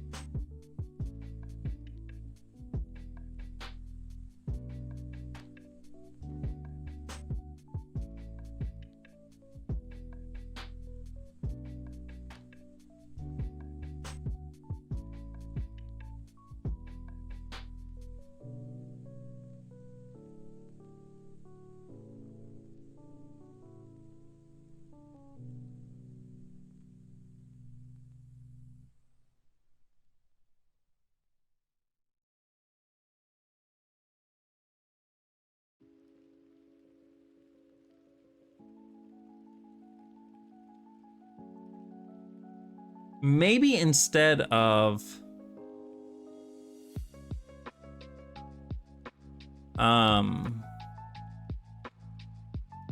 maybe instead of just toggling that, do you look forward to some random person noticing that the squirrel's movements aren't random? Not really. It's, what did I just do? Fuck. I meant to move this over. It'd be cool if somebody noticed that, but I highly doubt anybody's really gonna notice it, and I don't really care if anybody does or not. It'd just be a neat thing if somebody was like, wait a minute, this is the same every time. No, it's more so just a thing that, like I said, for my own personal satisfaction, I want to make it so that there's no random elements when it comes to time trials. I think or speed running and stuff like that, because I think people who do speed running like to be able to plan out their route of attack, and if there's something that's random in there, it disrupts that. And so from a speedrunning perspective, I don't want there to be anything that would cause frustrations. Because let me tell you, I was actually trying to speedrun some levels in this game last night for a thing I don't want to talk about. But I was trying to speedrun some stuff in here, and I was having a lot of fun trying to find the fastest path through the stages, and trying to get as quick as possible, which actually brought me to creating a new goal, which I don't know if I marked in here. I think I did. Yeah, I think I may change the pause menu to have a restart world option. I'm still trying to figure out how that's gonna work, because I want you to be able to restart the world, but I don't want you to be able to restart your time and everything. Like if you restart the world because you fucked up, you know, that's a punishment. You know, you can restart the world. I'm happy to let you do that. But your time's not going to get reset. Nor do I think I'll let it like reset your lives and stuff like that. I'm trying to figure out exactly how I would do it.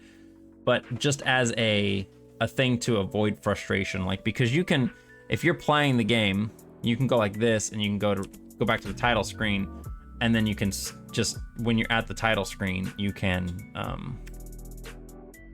choose your world you want to go to. But just to save somebody the hassle of having to go through, return to the title screen, select the thing, select which world you want to go to, I feel like I would just, a reset or restart world option would be nice, but I'm still thinking about it. But anyway, yeah, I was doing some speedrunning stuff like that, and I think, again, like having something move in a random fashion when you're trying to pre-plan a route would really frustrate me. I think I would not enjoy that. Tamagotchi is currently asleep, and it looks like the battery is fully charged.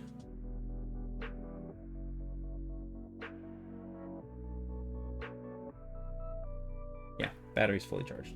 So I got my actual Tamagotchi uni in the mail today. This is the one that I am actually going to be using and playing with. But this one's screen is great. I don't have any issues with the screen. It has a couple very, very minor like scratches. Like they're so minor you can barely see them. Like I have to look for them. But no big blemishes like the first one that I got did. So I will be keeping this one. I do have some screen protectors coming in the mail. And in the meantime, I'm just trying my best not to touch the screen at all with any sort of abrasive thing, including my shirt. My shirt itself will scratch up the screen if I try to clean it off. So I'm cleaning it off with air, or I have like a cleaning cloth. But for right now, I'm just not touching the screen. Stupid. Okay, so Squirrel is looking good. I like the way the Squirrel works. I think what I want to do, there was one more thing I want to do. Yeah, they make these screens like, so you literally just look at them and they scratch. It's dumb.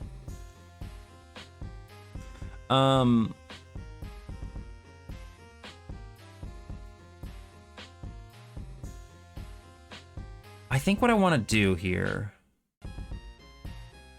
yes, let's make a new flag.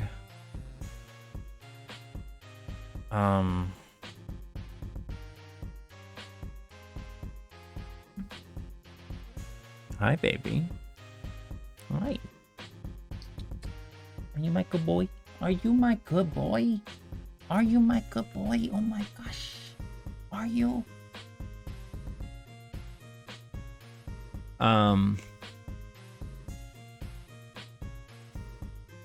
We'll make two things here. Horizontal, I don't know what I want to call this. Horizontal move. It doesn't really fucking matter.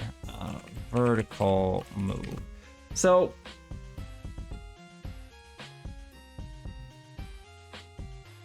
I think what I want to do here is whenever we do this,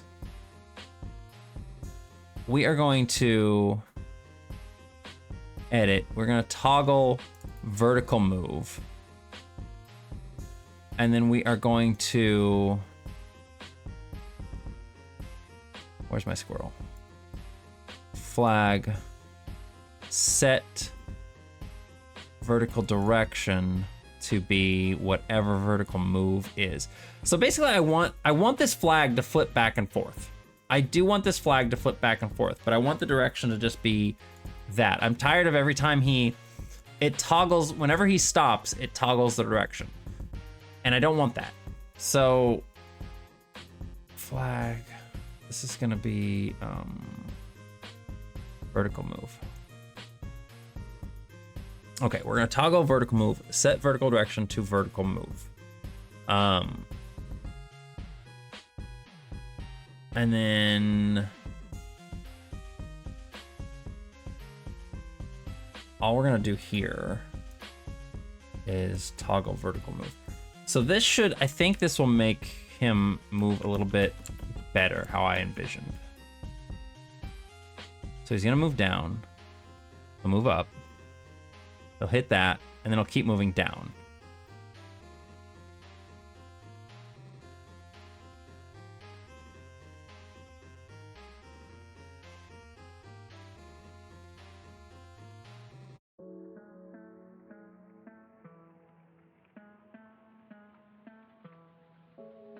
I think that looks a little nicer.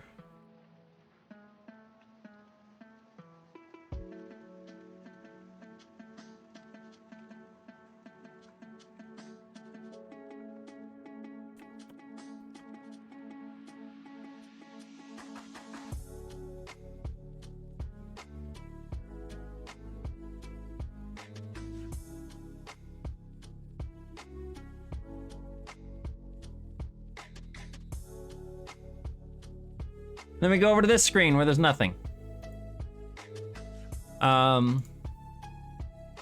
Yeah, I think I like that a little better. I think it looks nicer. So minor little thing, but Squirrel is done. So now what we can do is we can start working on World 4.3. Now that we've completely remade the movement of everything. We're basically making the movement of everything in the game. So it used to be all path movements. Now the bees have math. The squirrels have their own movement. The nuts fall at a specific rate. The cats, the frogs. Man, the frog movement. Oh my God, you guys, the frog movement is so good now. I am so happy. Let me show you. I tried to show this to Gareth beforehand in GIF form, and it did not do it justice. So let me go over here and show you guys the frogs. This is how the frogs initially moved in the game, right? Like, look at them. Look at those bitches, how they move. I want you to remember this movement because it's really jank and shitty looking. It's pretty awful, and I don't like it. So this is how the fish or the frogs move. It's bad. But if we go over to this, I'm gonna have to run through these levels real quick here. Just fine. I got invincibility on, right? Oh my God. Okay. I think that cloud completely fucked me up. So there's stage 1.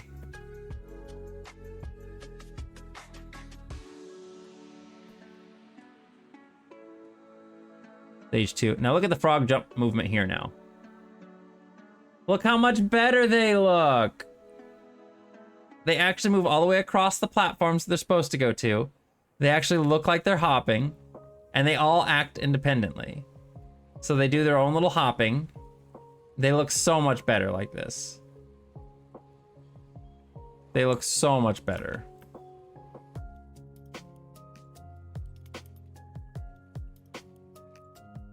Damn it, you can still climb up that. I don't like that. Doesn't really matter, it's invincibility, it's whatever.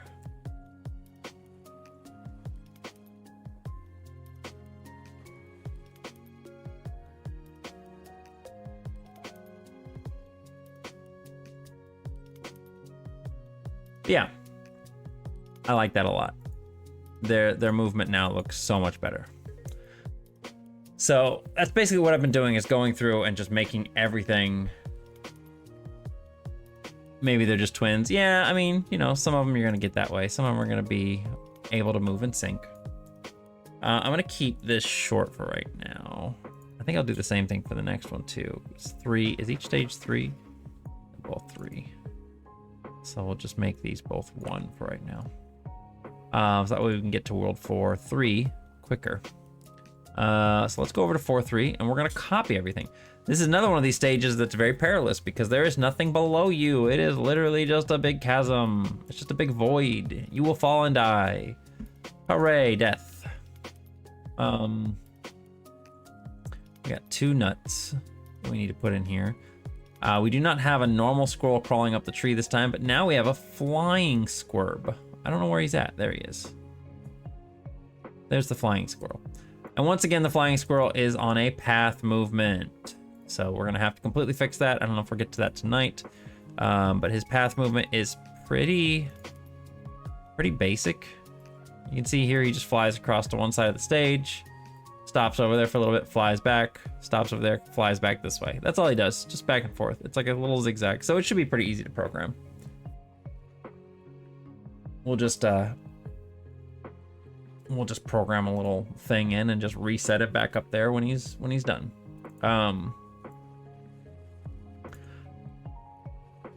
Okay, so what we're gonna do here, first of all, we need to turn off our snap to grid. We're gonna copy everything we can here.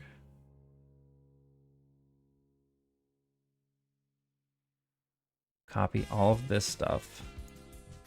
We need to copy the background trees. We need to copy this little cloud that's hanging over. No. Wait, what? What was in the way then? Why could I not click on that cloud? I have to click on every tree. That's annoying. This tree, this tree, this tree, this tree, this tree. Why can I not click on the cloud? There we go. Okay, we got the cloud. We do not want the score, the level. We don't want this, the ball icon, that, the lives. We want this extra wall. I don't know why necessarily we want that big wall, but whatever, it's fine. Do not want, shoot, I don't know what that was. That, or this, or this.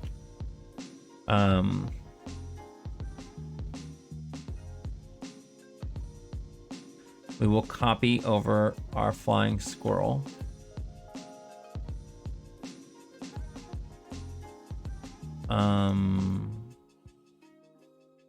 Do I have a normal squirrel running around here? No, I don't. Why do I even have nut 2 on this screen? Whatever, doesn't matter. Okay, I think, and we have this other special nut. This one may be a little bit tougher. That one may be tougher. I'm gonna have to actually program in an arc, which isn't terrible. That shouldn't be bad. Actually, now I'm thinking about it, that won't be bad at all.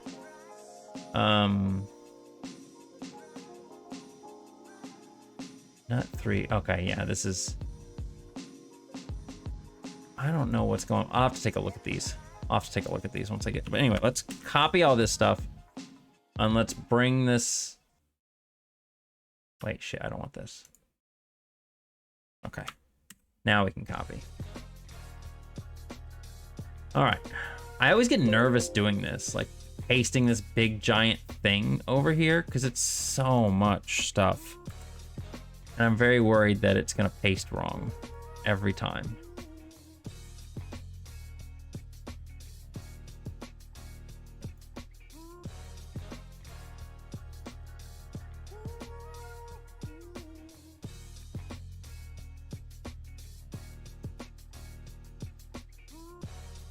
Where is the position of this? Where is it at? 1408. 30.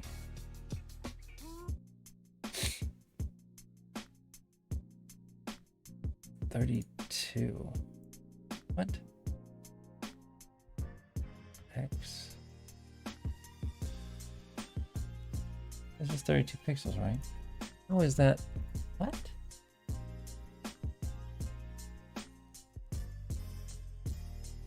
Am I just going crazy? 1408. 1392. 1392 plus 32. It's not 1408. Huh?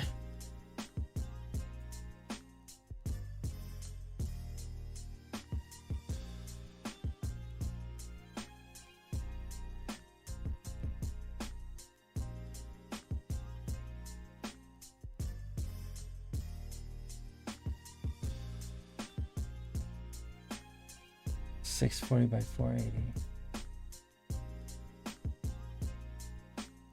It's at 0, so that's good. 1408. Is that where this one is too? 1408. I got it right. For some reason, it's not mathing in my head right. Cause like 1408.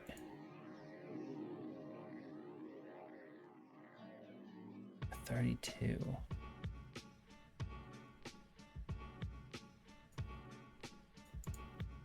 Where's the... Oh.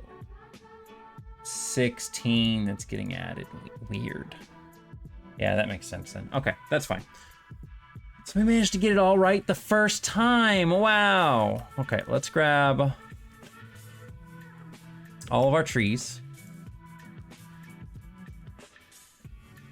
And let's move those to back. They're gonna disappear on us for a little bit. Let's grab all of our clouds. And we're gonna move those to back. And we'll take this, our sky, and move that to back. There we go. Now everything should be behind. Oh fuck, I forgot about this. I don't want any of this. There we go. Okay, so hit protector.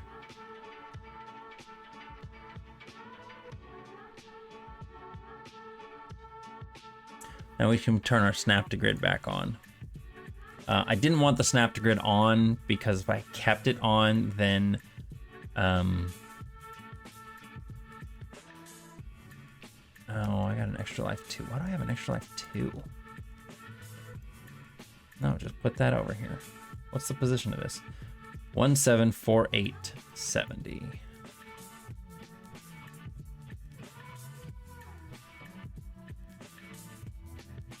One 748 70. Let's get rid of this. I don't need that. Okay, so we managed to get everything in there. We've got all of our pit protectors down here at the bottom. That will help prevent the character from dying if they have invincibility on. How many balls are on this stage? 3? We're gonna copy this. Actually, no, we don't want that one. I want this one. 3. What is the position he starts at? The Y position is 380. Oh.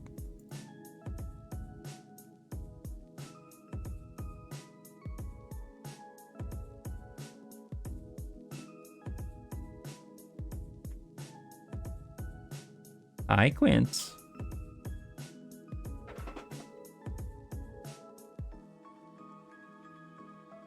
See my little boy?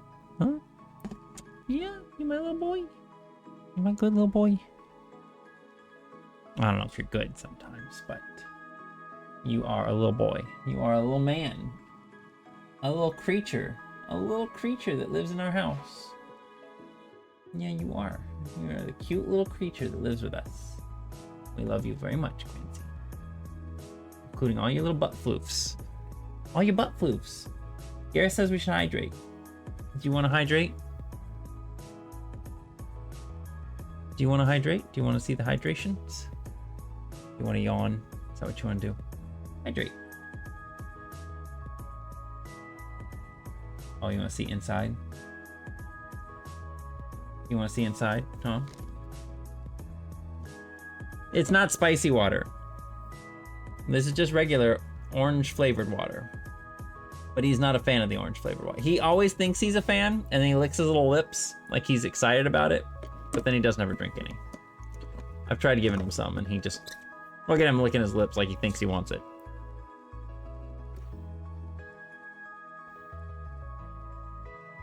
But then I'll start drinking it, and he gets real interested again.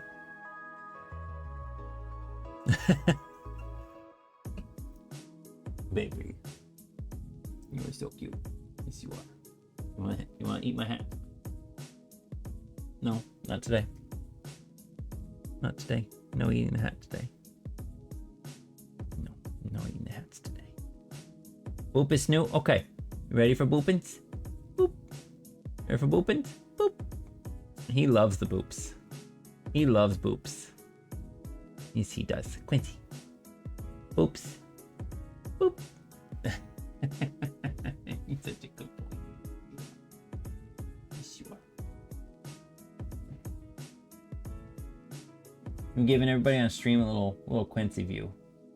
Yeah, we are. People like to see the Quince.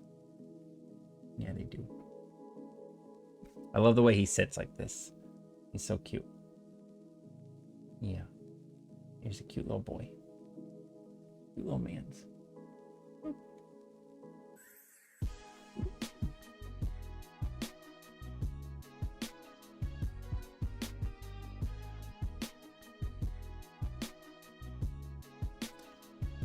Dargo will taste whatever finger boops his snoot.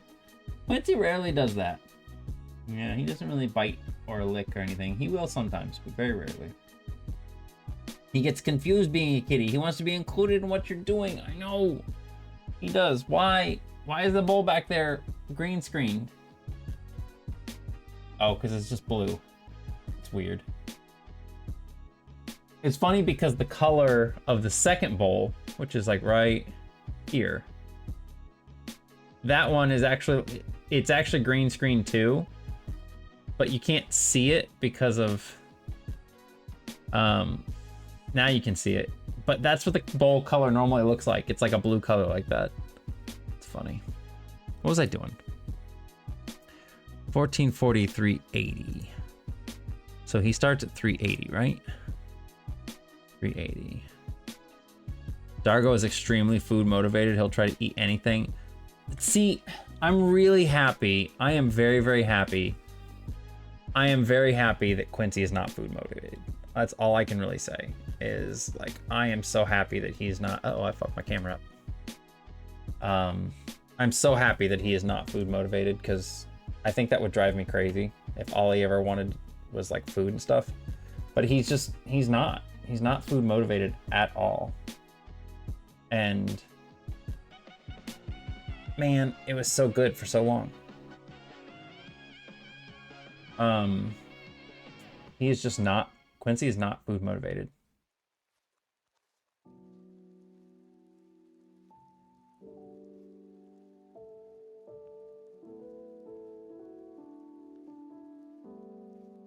Man. But yeah, he's not food motivated at all. Which is, like I said, again, a blessing, honestly, because I don't have to worry about him trying to get into everything we do. He will sniff something, and if he is not interested, he will let you know. He does not want anything to do with it. He will just walk away. And I think that's pretty cool. Where does this start, though? I feel like it starts a little bit more inward. 20 plus the, is it 16? So he starts at 36. All the rest of these start at 32. I think he'll be fine. Because I think if he start... Nope. Actually, let's just test that out. Hey. Boink. Boink.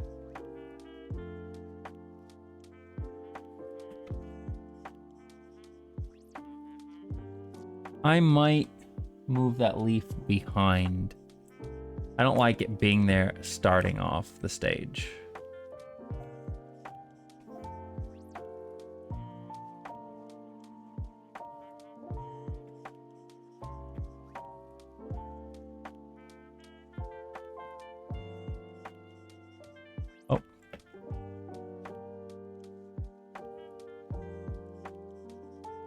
That really like set back like that on purpose? It is. It's fine. Let's just order to back. Any of them that are hanging off ledges like this, we're just gonna move those to back. I don't like the ones hanging off ledges like that, being behind the character. Same thing with this one, I think. Or in front of the character. Okay, done that. Got a red bonus flask. We need to replace the balls on this stage. I'm gonna make sure all of these leaves are in perfect pixel positions, because that one was not. That aggravates me.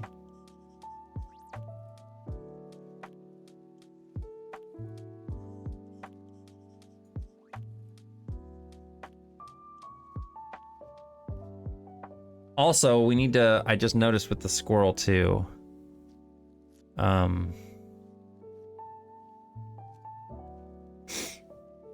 We need to, currently is that pause is on, okay.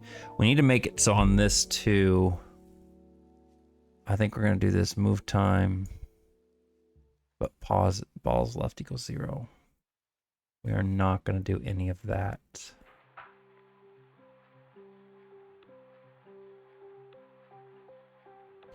And we're gonna do the same thing and put these up here too.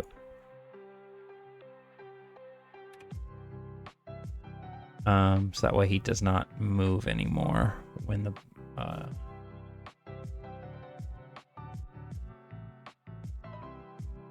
all these hazard movements, but we only have a few more left. There's only a few more hazards left to go that we need to program in. So we got the flying squirrel, which will be easy.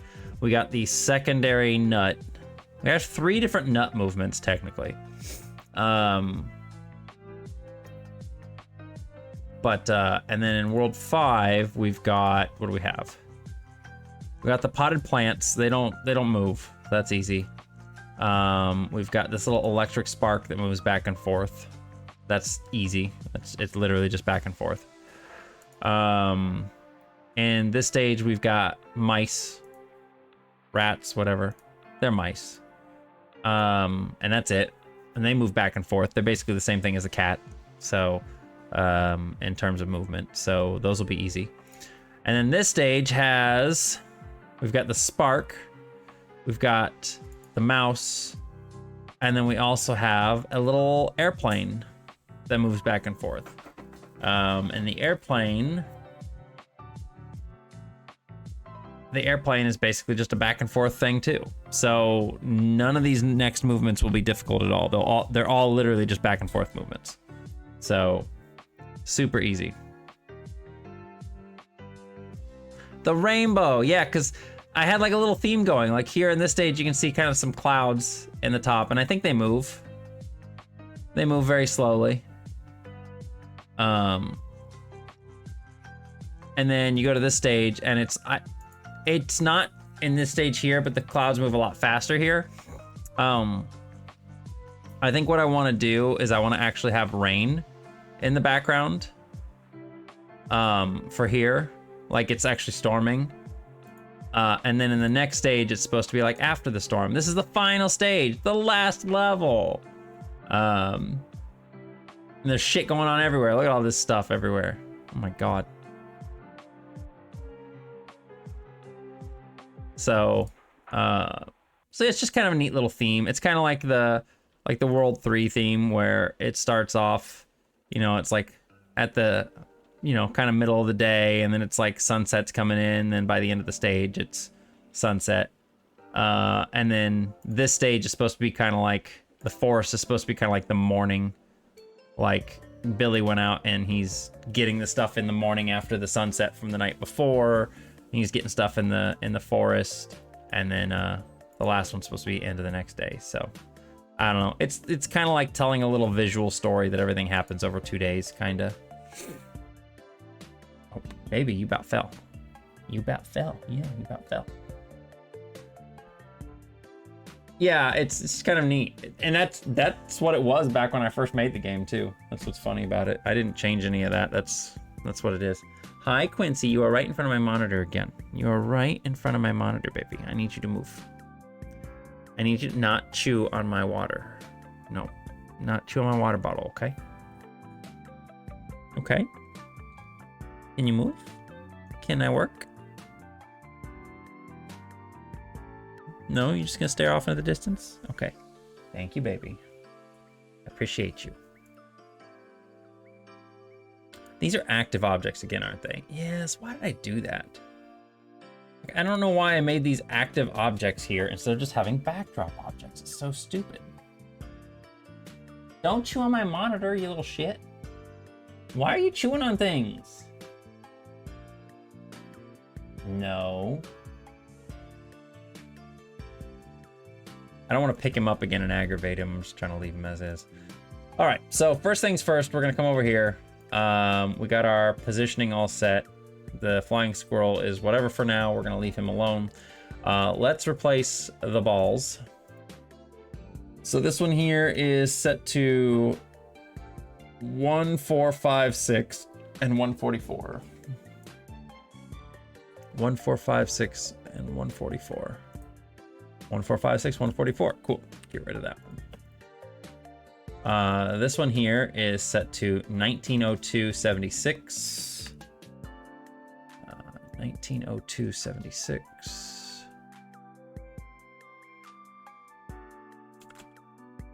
Okay.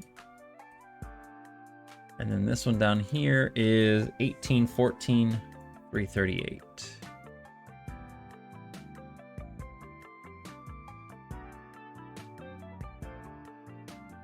$1814. All right. Yeah, that's definitely cat. That is cat. Okay. Spike 2. Yeah, I'm gonna have to replace all these spikes. First things first. Let's move these to the back. I just don't want the balls being in front of other things. I feel like I should do that on all stages, actually.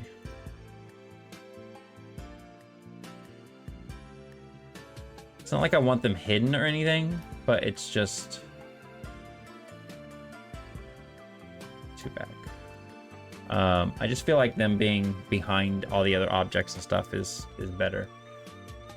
Pack fact for you. What was the other one I had in my head?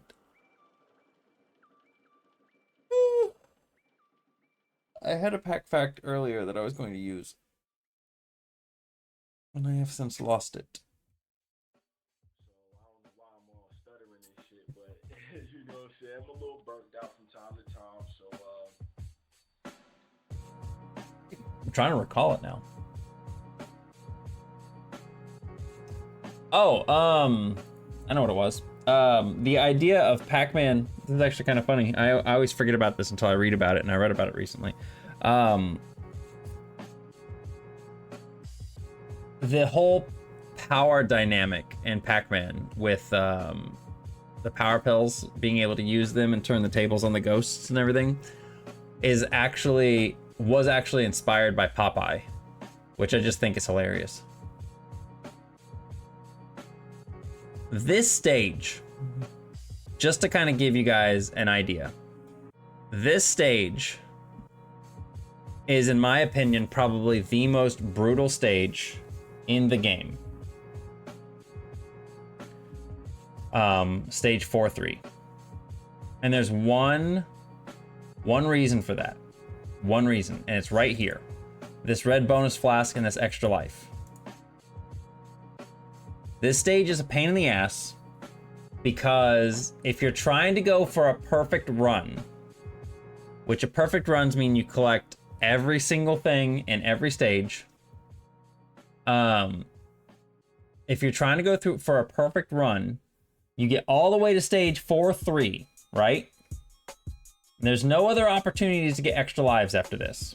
So in order to get a perfect run, you have to end the game with 5 lives. If you've lost a life up to this point, this right here gives you an opportunity to get an extra life. It's great. The problem is, this right here is an obstacle. So if you jump and you hit that, you will bounce off of it and fall.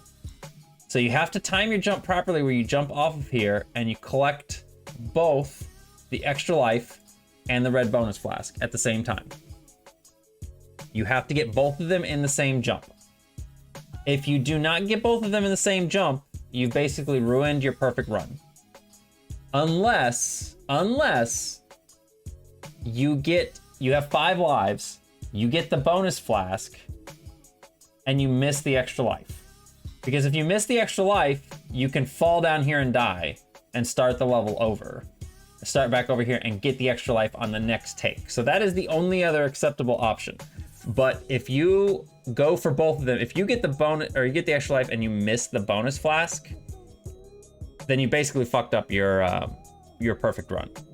You can't get a perfect score at that point in time. And the reason is because this tree right here, this tree, for level progression purposes, does not let you jump through it. Some of the trees will, but this one does not. And the reason it doesn't is because if it did, you could just jump over here and get this ball and everything, and it'd be really easy. Or if you failed this jump, you could just come back. But so the way this level progresses, I'll show you here. So like I said, you can jump, but you'll hit this top thing. So you've got to make these jumps first of all, with this squirrel running around. And if you try to jump here to get that ledge, this kind of teaches you a little bit. If you try to jump, that's why I put this little tree branch down here. Because if you try to jump here and you miss, you'll bounce off and you'll fall down here. So you have to jump properly to get through here. And then you have to go over here. Again, you have to do this here. But again, if you fall here, not a big deal, right? You just fall back down. But then you got here. This is easy, you can just drop off. But these right here, this is the hard part. Because you can't get back in there if you fall. Like, even if you have invincibility turned on, I didn't think about this as a soft lock for invincibility.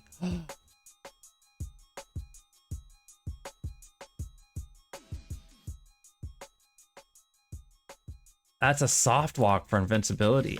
You know what? I'm gonna have to move this. I have to move this thing right here so you can jump back through here. Because with invincibility, you literally cannot finish the stage. You can't finish it because you can't get back over there. And you can't, yeah.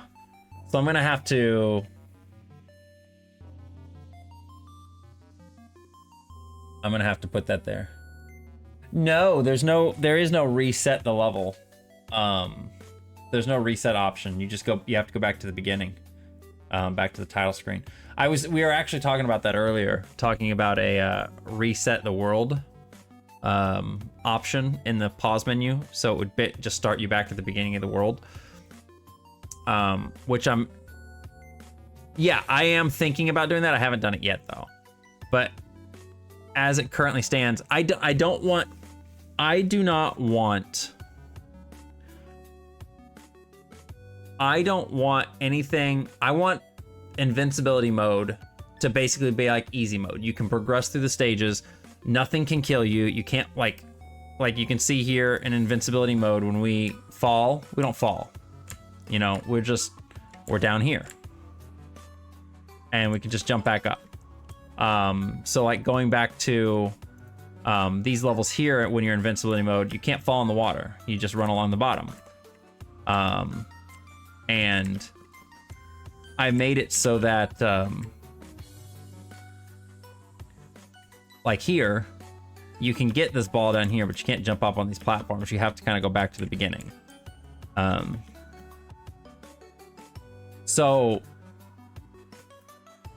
And like this stage here, you can fall in the water. Oh no, I fell, I missed my jump, but you can't get back up here. So you have to go back to the beginning. Like, I want to make it so that no matter what you do in invincibility mode, you can finish the stage. There's no fear of death. you can play to your heart's content, learn the stage, whatever you want to do. But in the case of this World 4, that's literally a soft lock. Like, you cannot, if you miss that ball, if you fall past this and hit this pit down here, you cannot get that. And I don't want that. So we'll probably, what I will probably do, because I want to keep that difficulty intact for the normal game, but what I will probably do is create an object here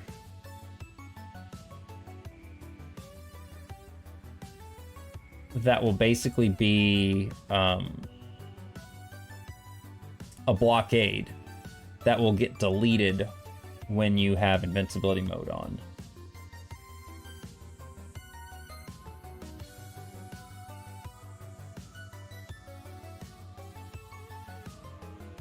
Which again is easy enough. That's not a problem.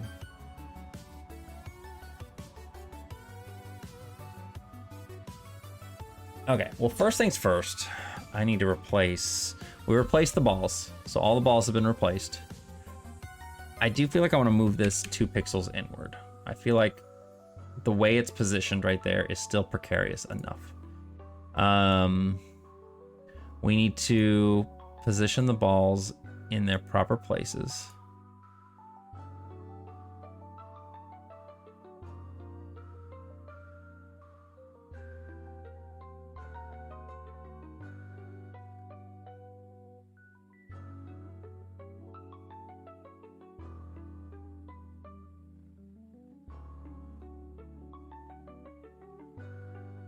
Right?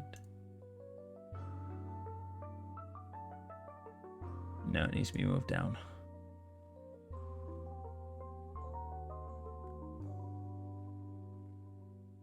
And then the last one is down here. This is the one that needs to be moved over. There we go. Okay, so those are all lined up now. I'm really gonna have my work cut out for me when it comes to actually doing modern mode or the updated mode. I'm not even gonna worry about it right now. I will worry about it once I finish the main game. It'll basically be like, it's probably gonna be a lot more work than I'm thinking it's gonna be, but it will just be updating visuals pretty much. The only thing that's really gonna be hard about it is making sure that enemies, all the hazards and stuff in the stages stay lined up between the updated and the original look. So that's going to be the only thing that's going to be weird, is keeping everything all lined up. Otherwise, everything is just a coat of paint essentially on top of everything else. Okay, so we got to get rid of these things, these active 2s. I don't know why I made them actives. It's really weird. There it is, right there. I just saw it. Where the fuck did it go? Branch wall. Okay. So I'm just gonna delete that. Damn it. Just put one of these in here, like that. There we go. We can move this sucker back. And I've got a bunch of them on here.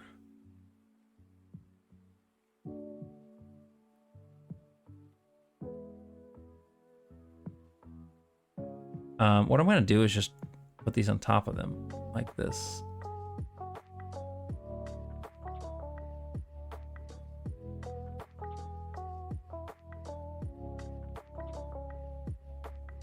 There we go.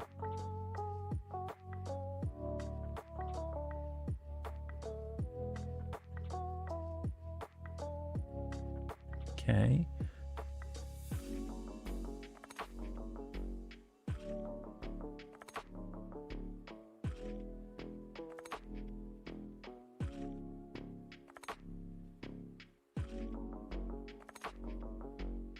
Let's just get rid of these.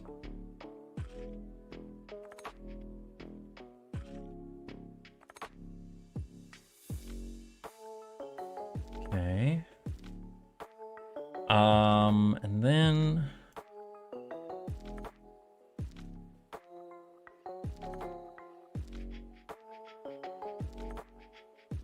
these things out of the way here.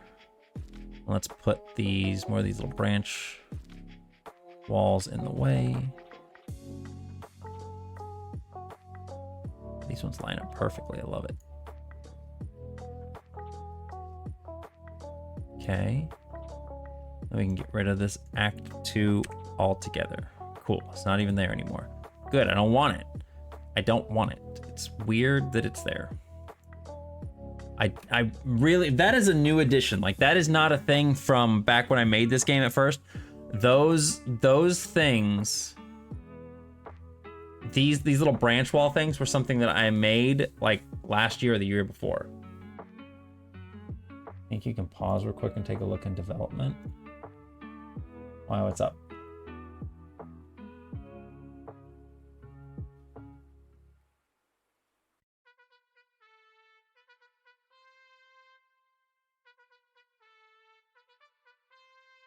All right, Donnie, you did a good job on those.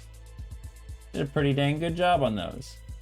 I don't know if I like Junior's sprite too much. And Miss Pac-Man's lips are a little bit big. Pac looks really good. The ghosts look really good.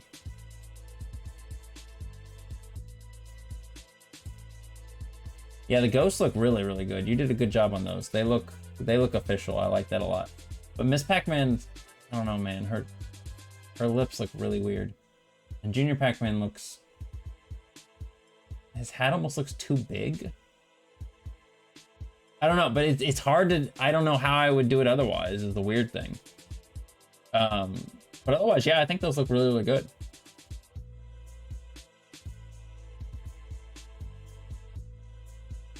Let's move these back.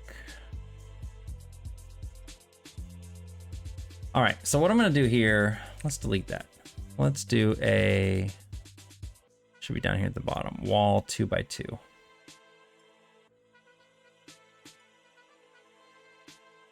Billy can fit through there, right?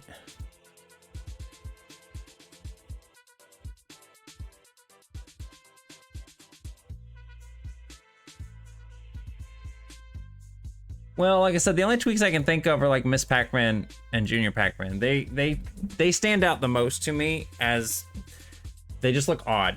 I don't know. I don't know how I would fix them. I mean, give me some time to think on it and stuff.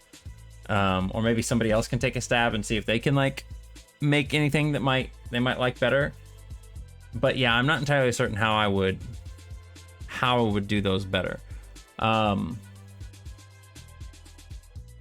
So what we're gonna do here, we're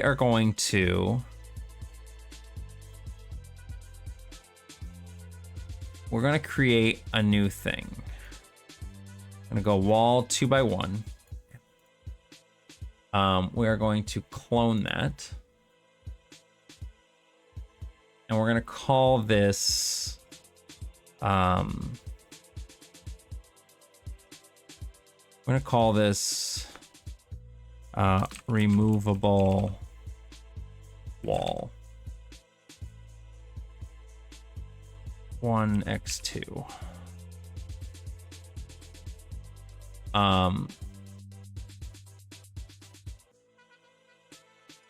Okay, so we're gonna put that there. We're gonna clone this thing as well. Oh, wait, actually, I don't want to clone that.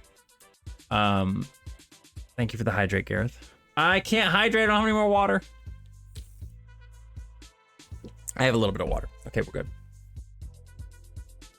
I'm going to create an active from that.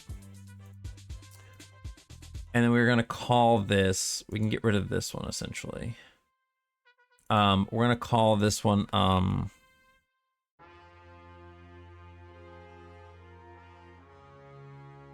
because that's what this was called, was branch wall, right? Okay. So we're gonna remove this. And we're gonna put this one here. We're gonna go order 2 back. And we're gonna put this here. So now what we're gonna do is, these things will be here. I kinda wanna decorate this a little bit more. These things just kind of being like this willy-nilly feels weird. I want to put some extras in here. Let's put this one down here a little bit more. And we'll put another one like up here at the top.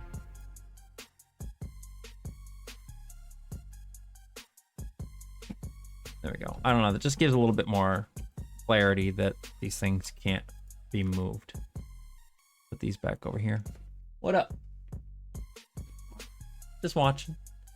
So what we're gonna do then is snatching up that baby. The little baby. Hi. Man. He's not enjoying it.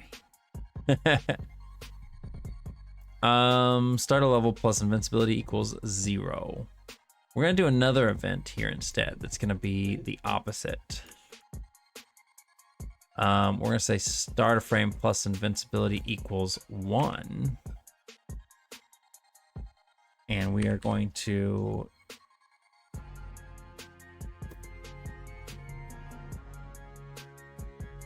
no, so her lips only poke out.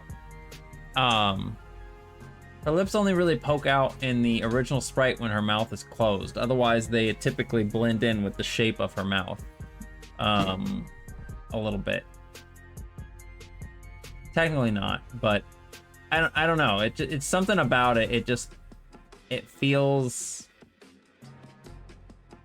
Did Namco ever make? They did. Miss Pac-Man app icon. They made a. Yeah. So they made an app icon for her, which I'm kind of not a huge fan of either, but I kind of agree with this a little bit more. Image and new tab. So this is what they did for the app icon. Yeah, the eye you did is pretty much exactly the same. But they just did the lips kind of like that. Is how they did it. Again, I'm not entirely like I don't like the way this looks. Like I actually like the way yours looks better. Like the bow, I think the bow looks better. I think the eyes look better. The eyes actually look pretty much the same. The bow looks nice. The only reason they put the blue in there was because on the original sprite it's blue. You didn't put the blue in there. But the lips are just, in my opinion, too big, especially on these frames here. This middle one and that one. Like I like what you did on the closed mouth. I think that looks really, really good. Yeah, this one looks flat. I think the thing for me, I think the thing for me is that it's in Donnie's it's too much, and on this one it's too little. So I feel like a middle ground would be nice. Is I think what I'm thinking, because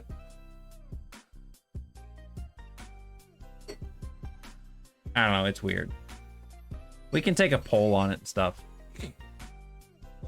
in the Discord. I mean, see what everybody thinks. If everybody likes it, then we'll go with it. I mean, obviously it's fine. But I think a little bit smaller, like keep the closed mouth frame exactly the same way it is. I like the way that looks, because I especially like how our lips look like a little heart. I think that's really cute. So I think that one looks good. I guess you could maybe reduce that a little bit. That way it matches up with the rest of them. But I think for the middle mouth frame and the open wide frame, I think those just a smidge smaller, and I think it would be good. Right now it just really stands out. Okay, anyway, back to this. So for this is specialty stuff, which is over here. I need to move the squirrel stopper over where the squirrel is. And then we need to removable wall. Okay, so for these, destroy. We're just gonna destroy those. I don't want Spike 2. Spike 2 has no. We're gonna have to delete Spike 2. Damn it, there's another leaf that got put in. That's so annoying.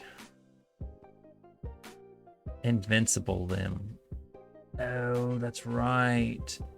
This limb that's down here at the bottom isn't meant to be here. That is definitely a thing for invincibility too. But anyway, let's make sure here. So we've got invincible on. Let's see if... Okay. And now...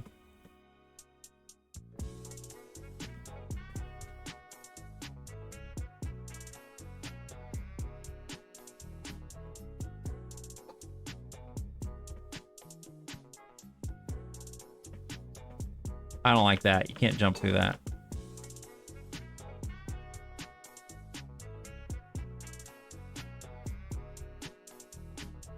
I might have to make a special block specifically for this.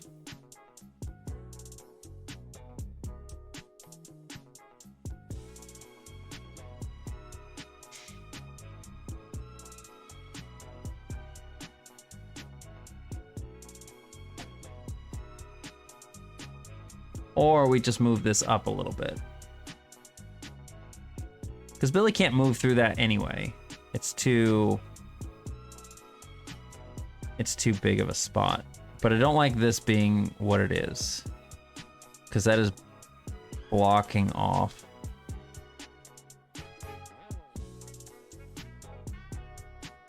It's fine. We can just go clone object. Watch what we do here.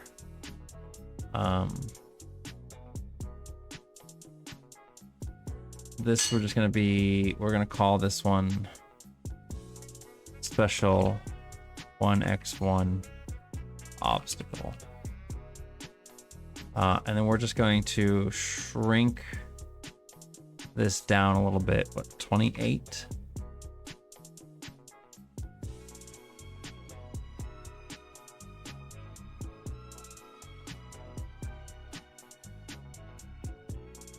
That fit in there better?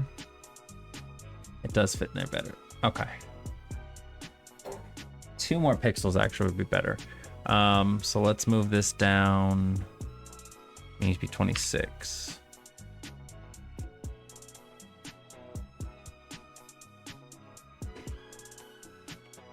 There we go. Now that lines up with that. We'll move this here.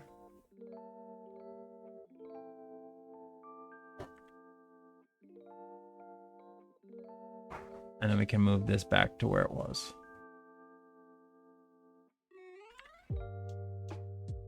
Okay, so that should take care of that.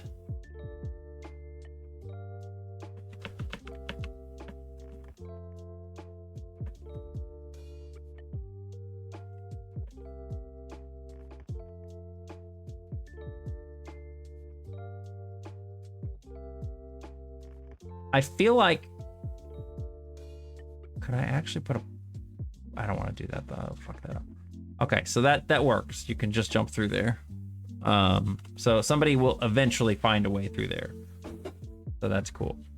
Now we need to make it so that if you are not invincible, turn invincibility off.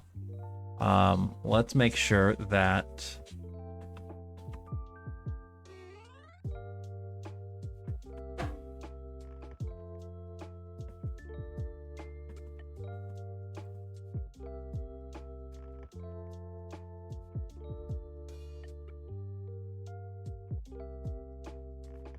Yeah, you can't get through there.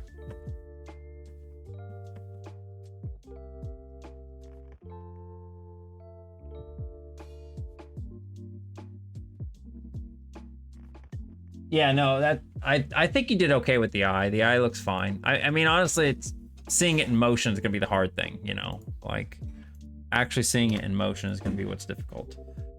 Okay, so what is leaf 5? This is leaf 5. Why is leaf 5 here? Is there another leaf 5 anywhere? This one? That is also leaf 5. Okay, so where is this one at? This is 1488 by 152.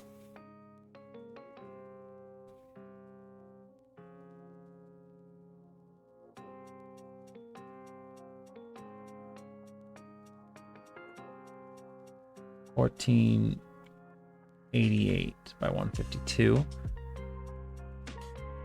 And I'm actually going to move that one to back as well. And then this one over here is 1916 270.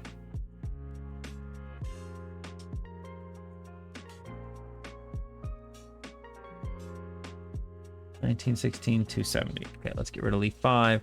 Leaf 5. Leaf 5 should no longer exist. Nope, we do not have a leaf 5. Cool. Okay, we're good on that. So pit protector is the same thing as we have over here, right? Pit protector. So these are pit protector, that's pit protector. So we need to make it so that it start a frame plus invincibility equals 0. We get rid of the invincibility limit too. We do not want that.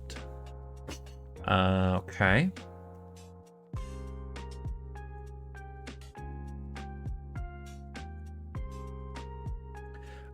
And then lastly, we just need to replace all of these spikes with the new ones, because the new ones have other values and stuff. So this shouldn't be too hard. We just gotta get these and replace them. So this is at 1464 202. 1464 202. Okay, I'm not going to delete them. I'm just going to put them over here. This one is 1660 152.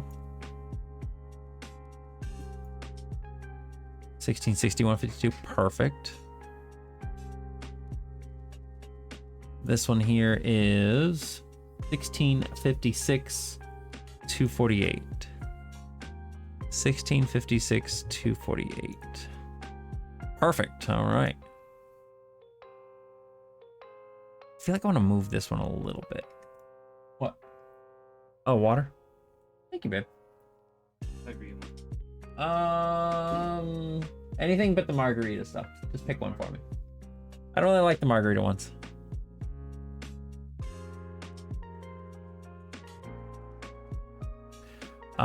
This spike over here is 1968 316. 1968 316. Great. And then this one is 1908 182.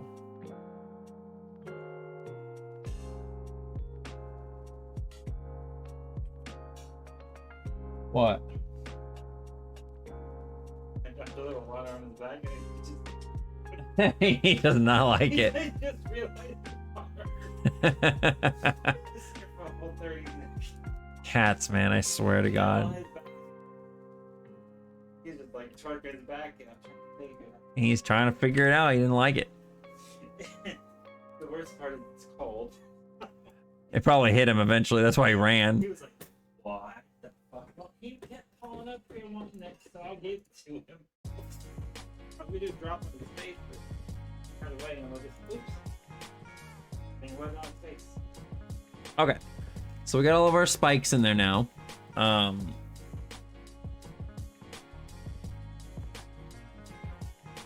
Okay, so we got the spikes in there. It's so strange. Moving this over 2 pixels, I feel like it makes it way too easy. But at the same time, like, I don't know. I think I would rather... I feel like I would rather have it be really hard and have people complain about it and then fix it and make it easier than to make it too easy, no one complains about it, and it's just... It's nothing that anybody has any issues with.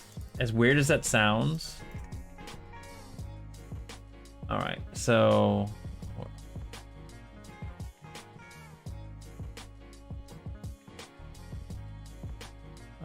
Level 4, thank you. Appreciate you, babe. Level 4, 3...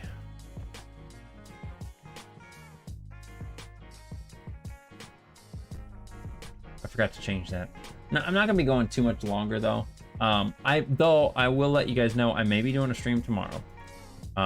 This whole having the weekends off thing is really nice. And as long as I can go to bed at a decent time tonight, I might stay up and just do a nice little game dev stream tomorrow too, because I'm feeling pretty good.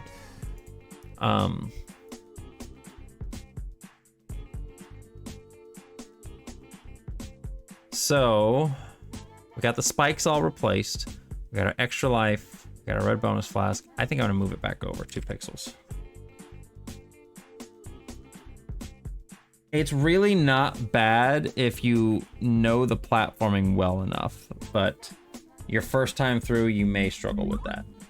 Which is what I want. I don't want it to be easy your first time through. I don't want the game to be a cakewalk. I want people to actually, you know, have to think about things and, you know, have some difficulties.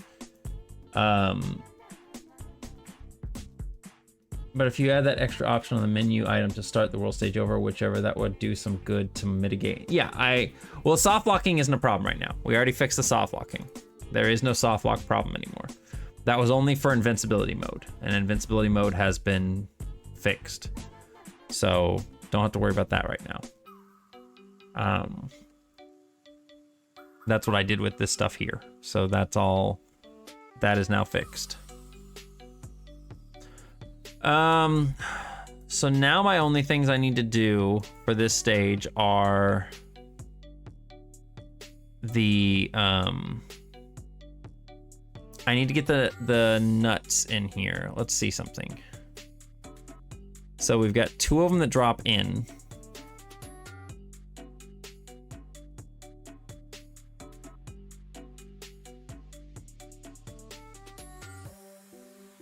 Okay. This shouldn't be too hard. This is basically going to be the same thing. So this one is at 220,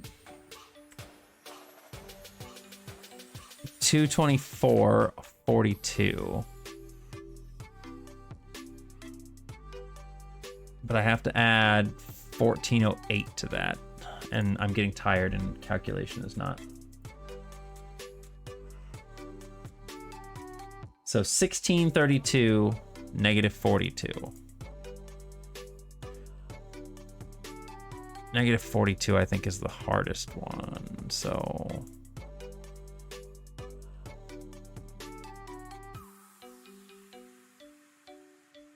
1632 negative 42. There we go. Put that there.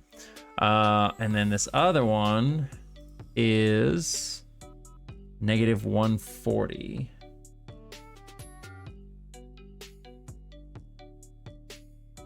$366. So 1774, 140.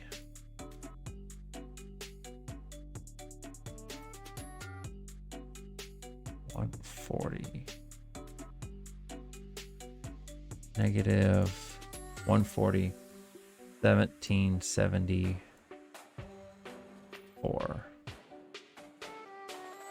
That nut is evil too, because if you, it only falls in this one slope and you're barely in this area for long, but if you jump to try to get these things and you mistime your jump and you get hit by it, it hits you and it's evil. Okay, so if we play this through now.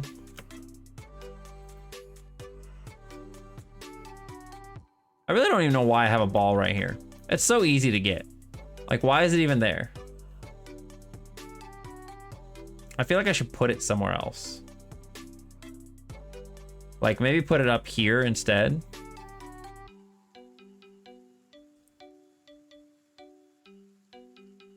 Because it just being here is just like, it's nice for my testing purposes, but...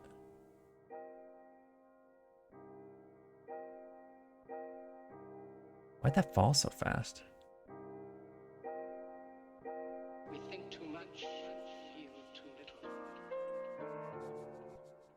More than machinery, we need humanity. Did you guys see that? That was weird. We need kindness. I may move that out of that second ball. These holidays, life will be violent, and all will be lost. One thing that does aggravate me, and I don't know if this is actually going to be a problem in the actual release of this game. See, did you see it? What? They both did that. Why'd they do that? Oh, I know why. I know why. I didn't even think about that. Okay, hang on. What we need to do...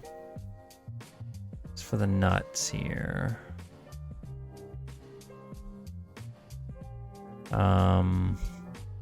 Reappear delay is greater than 0. So we just need to set reappear delay to 0 whenever we...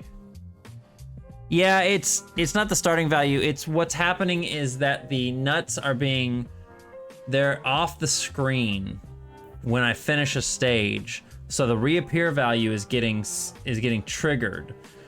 And it only resets their position when it hits 180. So that's a 3-second window of them being off screen that it can be happening. So what's happening is that value is not getting reset back to 0. So when we go to the next stage, their off-screen reset value is still counting up. It hits 180 and then it pops them back to the top again. So I forgot to reset that back to 0 when we finish a stage. That's easy. So it should be right here. Yeah, see, I didn't set it.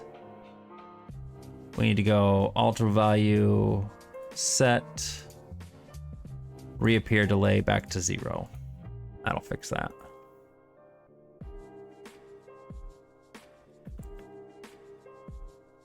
Yeah, there's this weird issue I have where sometimes, like right now the game looks great.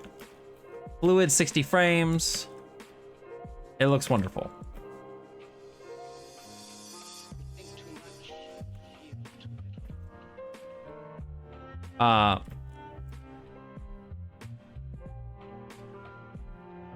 Nothing worse than this jump right here and you go punk and fall down. I am really excited. I mean, I don't think this game's going to be big enough to really draw in a speedrunning crowd, but if it does happen, I am super excited to see people speedrun stuff like this. Anyway, I forgot what I was going to say. I completely forgot what I was going to say.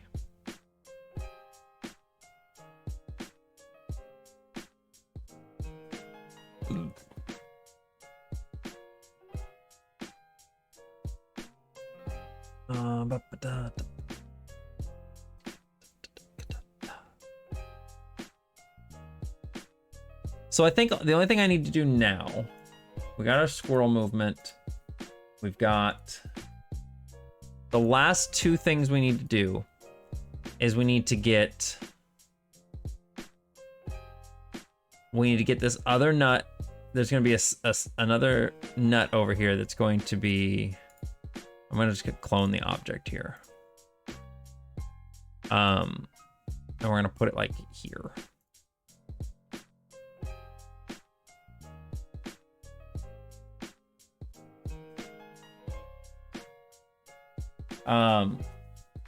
So we're gonna have to get this one. We're gonna call nut bounce. I should just rename them all because I think that's what I did on the one over here. Nut thrown. This one's gonna be nut falling. That way I know the difference on them. So this one's gonna be a bounce, which this is gonna be a little dynamic. So this one's just gonna bounce its way down here.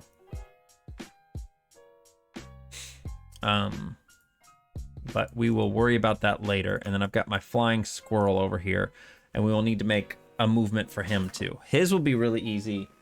The nut one will be a little bit tougher, but it won't be anything too bad. Little acorn. Yeah. So I think I may call it there for the evening. Thank you for the hydrate. I need to get a shower, and I need to do my Genshin dailies and get to bed.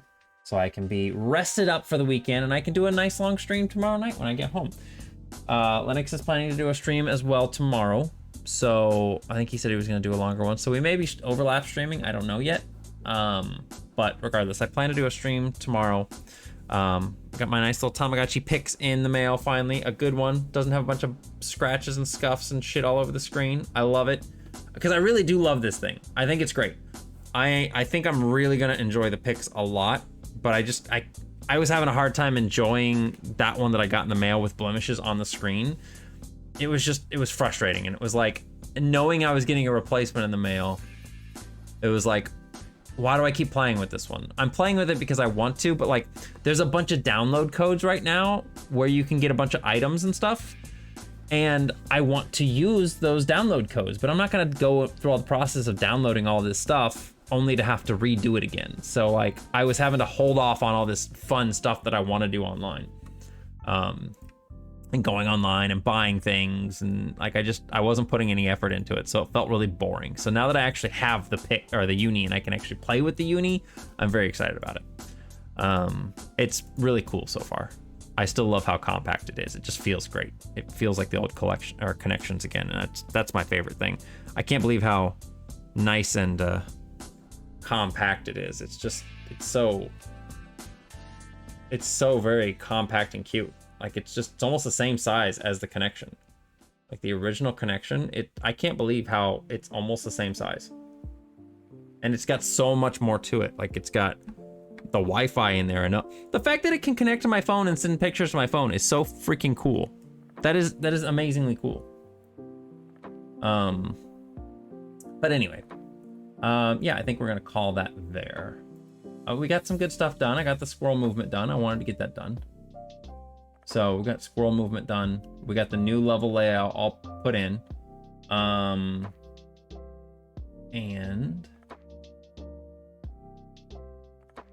let's see who we can send you guys over to. See if there's anybody streaming right now that I want to go and watch. Psalm is streaming some Quest 64. We do love Psalm. And it is Julian.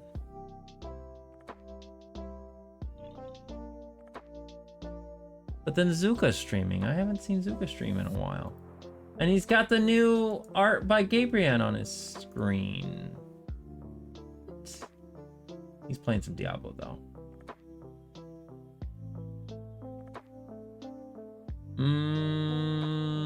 Decisions. Psalm? Psalm. We'll go give our love to Psalm because we love Psalm, and it is Julian. So let's go give some love to Psalm. Psalm is a wonderful being, even though he does want to fight me for the cookies, but it's fine. Let's go raid Psalm.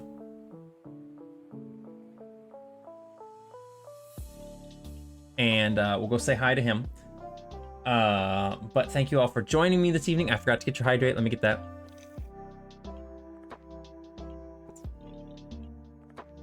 Oh, that's the ocean water. Yeah, ocean water. But I hope you all have a wonderful evening. Thank you again for joining me. I think I am going to do a stream tomorrow because I just want to work on more game dev. I'm having a lot of fun. I'm having fun seeing this project come together. I still have a lot I want to do with it. There's still a lot of behind the scenes stuff, and the graphic overhaul is going to take forever. I'm actually thinking like I'm going to do like almost like a planned thing where, why are these off? Oh, just because of this. That doesn't make any sense. But I feel like I'm going to do a thing where I get the main game done and not worry about the graphical overhaul, and then I'll send that off to people later. Anyway, I gotta go. Bye guys, have a great night.